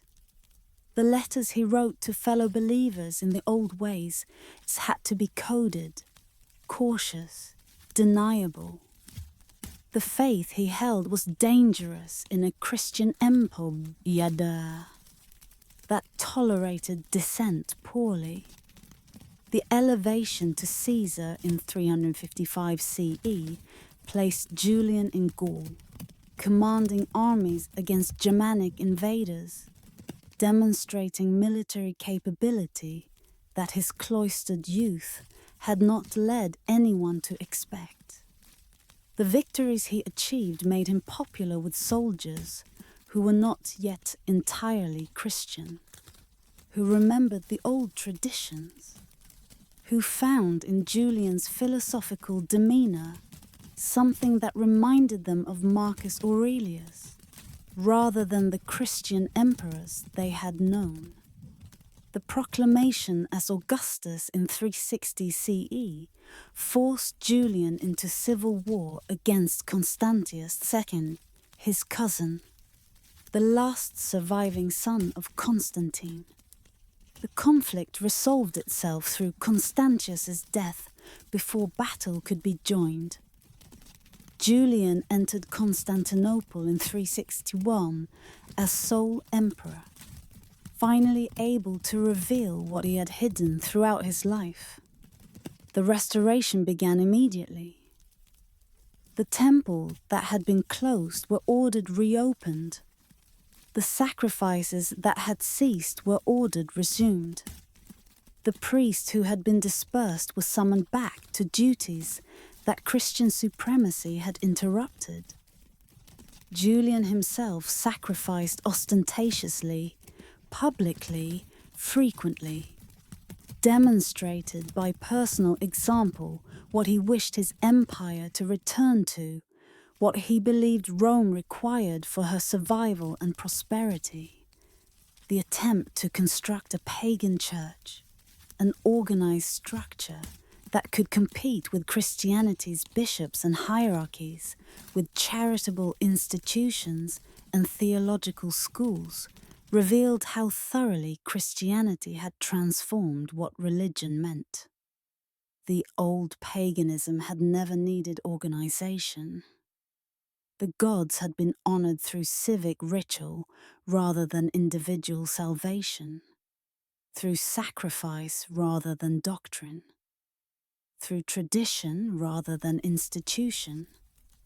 Julian's efforts to create what paganism had never possessed demonstrated that he was fighting Christianity on Christianity's terms, that even in resistance he had absorbed what he was resisting. The letter against the Galileans that Julian composed attacked Christianity with philosophical arguments that revealed both his learning and his limitations, his inability to understand why the faith he despised appealed so widely, his blindness to the needs that Christianity satisfied and that his philosophical paganism could not address. The masses who had converted, who found in Christ something the philosophers could not provide, were unmoved by arguments that assumed they had chosen wrongly what they had chosen, for reasons argument could not reach. The fade into silence. And now, as contemplation grows quiet, we find ourselves on the Persian frontier, where Julian's restoration ended with a spear wound in a night skirmish, ended with an emperor's death far from the temples he had tried to revive. He died in 363 CE, barely 31 years old, having reigned less than 2 years, leaving behind an attempt at restoration that his successors immediately abandoned. The words attributed to his dying breath, "You have conquered, Galilean," are probably fiction, but they capture something true about what his death meant. The last serious attempt to reverse Christianity's triumph had failed, and the failure was final. The temples closed again within months. The sacrifices ceased again. The priests who had emerged from hiding returned to hiding or accepted the new reality that Julian's death had confirmed. The empire would be Christian henceforth. The old gods would fade into mythology, would become literature rather than faith, would survive only in the forms that Christianity allowed them, as planets, as days of the week, as stories that no longer commanded belief.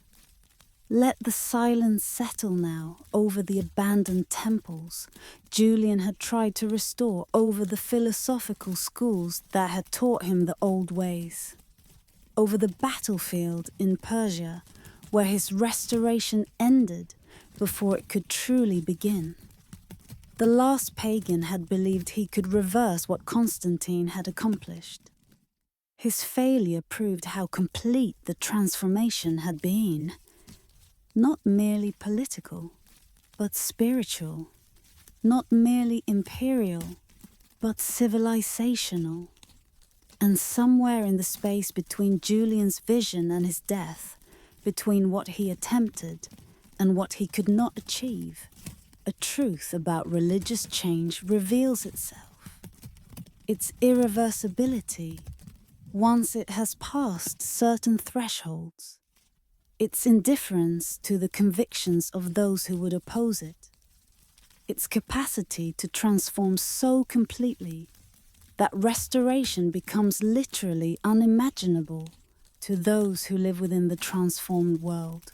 Justinian ruled from Constantinople when Rome herself had fallen, when the Western Empire had fragmented into kingdoms ruled by peoples Rome had once called barbarian.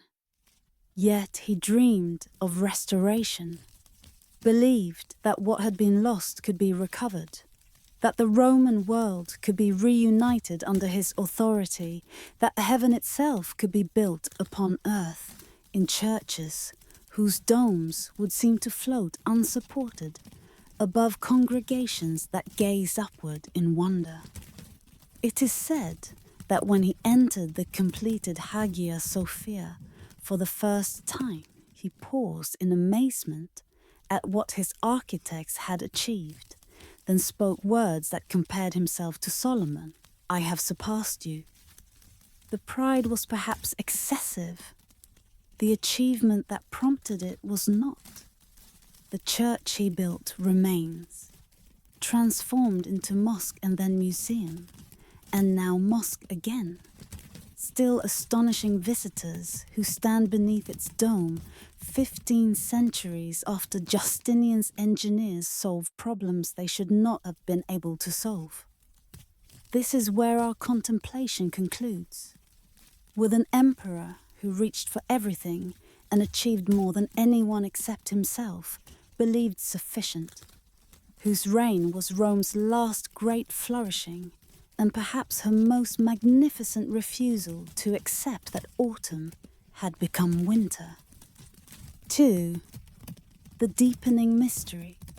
Whispers tell us of the Nika riots that nearly ended his reign before it properly began, the factions that united against him, the fires that destroyed much of Constantinople, the moment when Justinian prepared to flee until Theodora, his empress, his actress, his partner in everything, declared that she would rather die in purple than live in exile. The decision to stay, to fight, to massacre the rioters in the hippodrome by the tens of thousands, secured his throne and demonstrated the steel beneath the imperial silk. Theodora herself remains figure of fascination across the centuries. The dancer, the courtesan, the woman whose early life violated every standard of imperial dignity, who nonetheless became empress and proved herself Justinian's equal in intelligence, in determination, in the capacity for ruthlessness that rule required.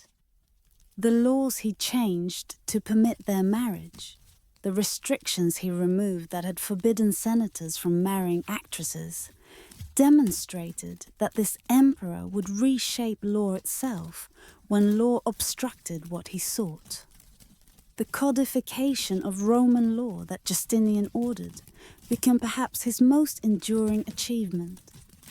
The gathering of centuries of legal development into coherent code.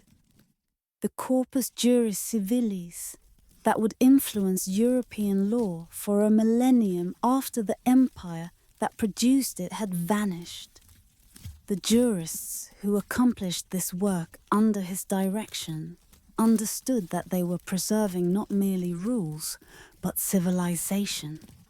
That law was what made Rome Roman in ways that territory could not. The reconquest that Justinian's generals accomplished pushed the empire's borders westward again.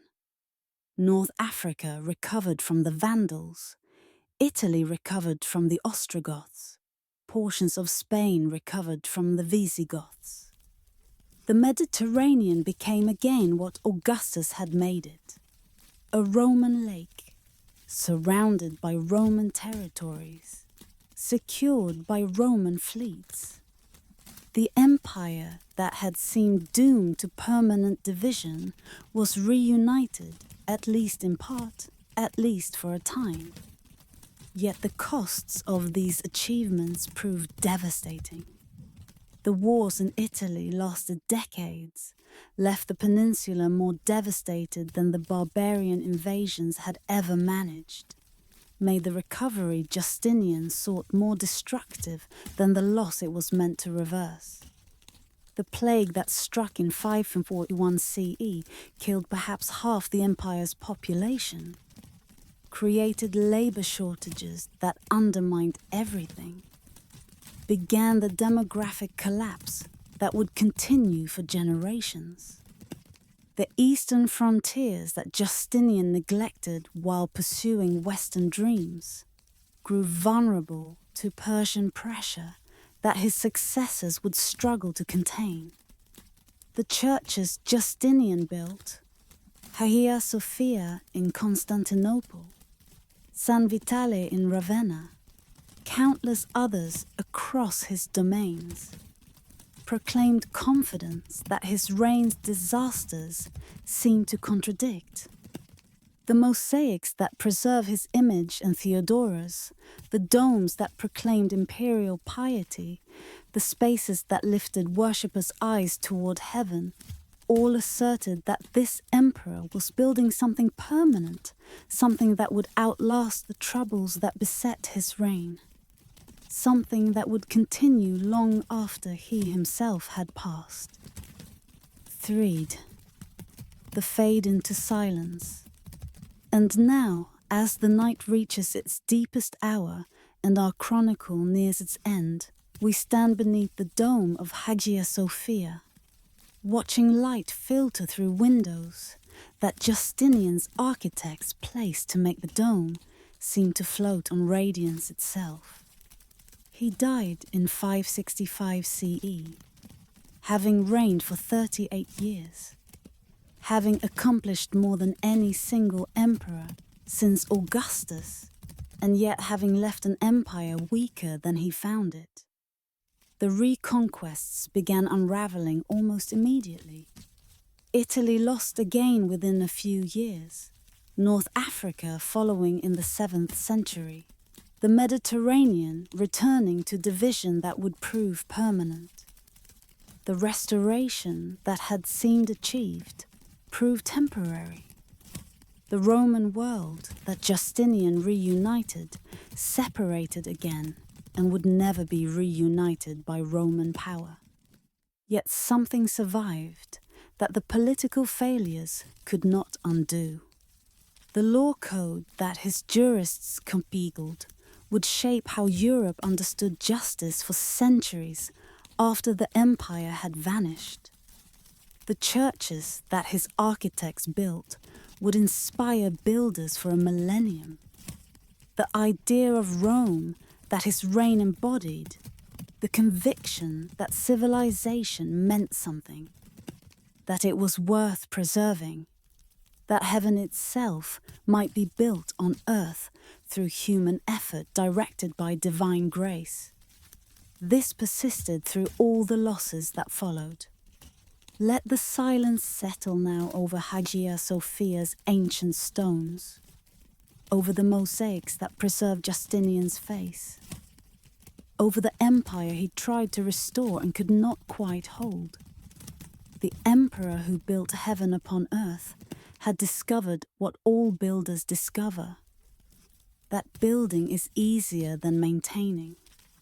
that creation is simpler than preservation, that even the greatest achievements require successors capable of sustaining what the founders established.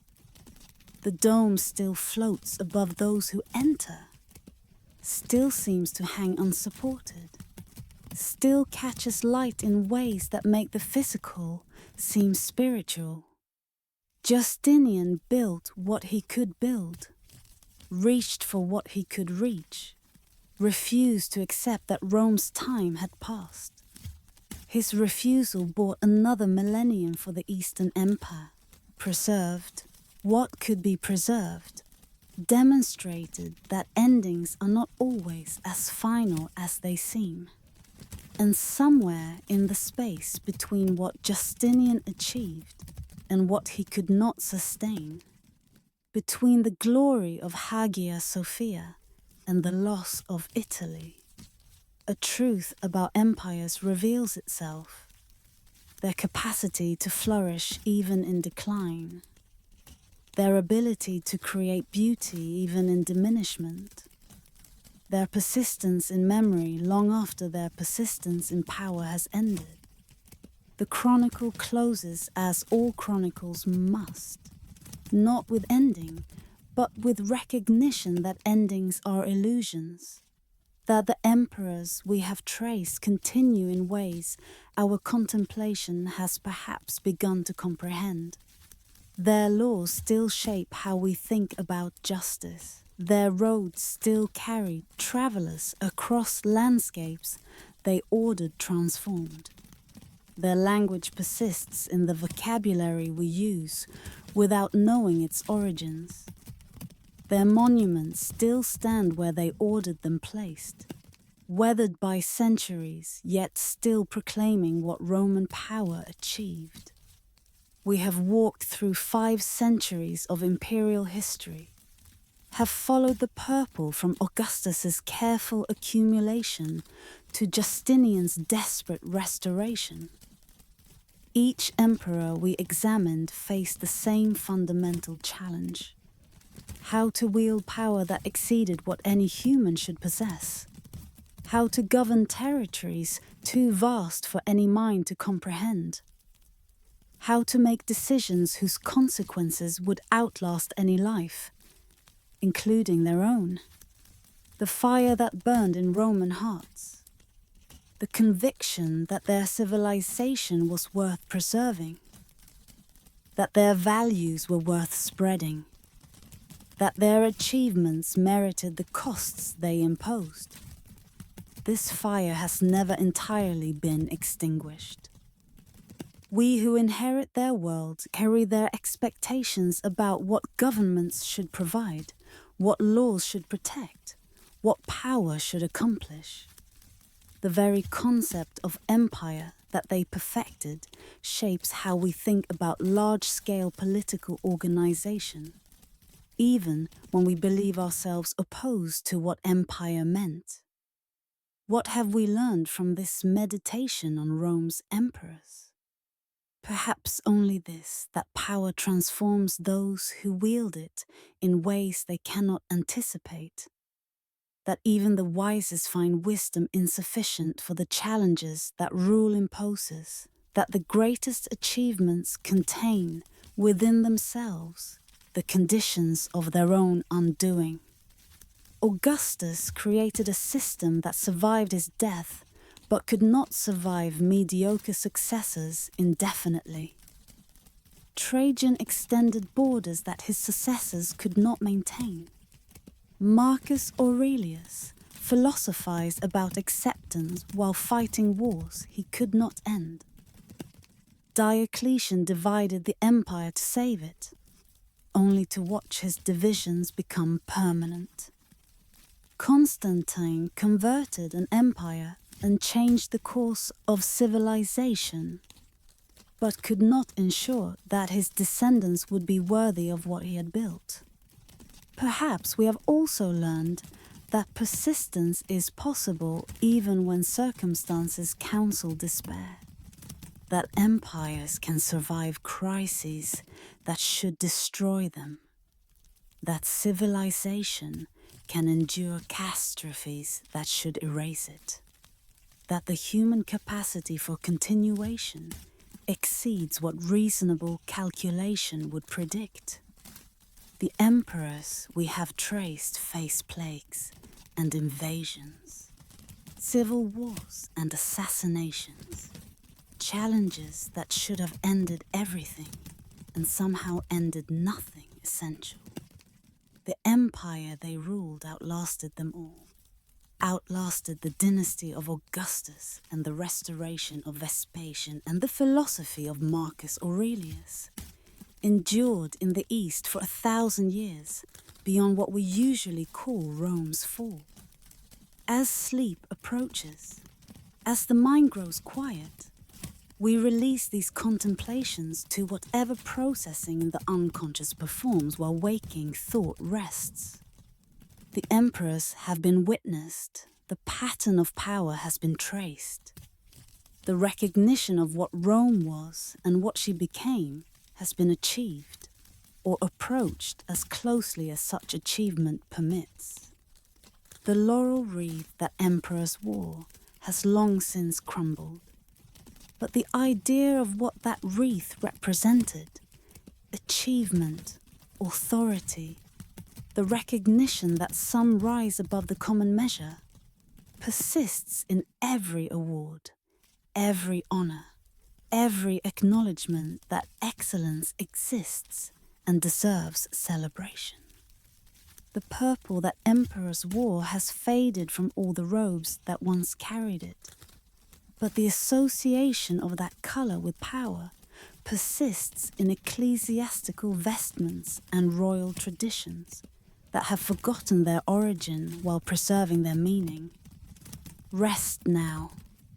The chronicle is complete for tonight, though the story itself continues. The emperors we have traced are history, are completed reigns whose outcomes we know. We have witnessed them safely, have learned from them what they had to teach, have carried their lessons to the threshold of sleep. The empire persists in all that we have inherited from it. The emperors persist in all that we remember of them as the power they wielded has passed, but the forms through which they wielded it have shaped forms we still employ. And somewhere in the silence between their world and ours, between the marble halls where they ruled and the quiet rooms where we contemplate them, the meaning of Rome continues to unfold. Still relevant, still instructive, still capable of teaching those who approach with patience enough to learn what power was and what power costs. Sleep well. The ancient eagles keep their vigil, and when you wake, the world will be there still, shaped by hands that have been dust for millennia, yet still present in everything they built, and everything they destroyed, and everything they dreamed.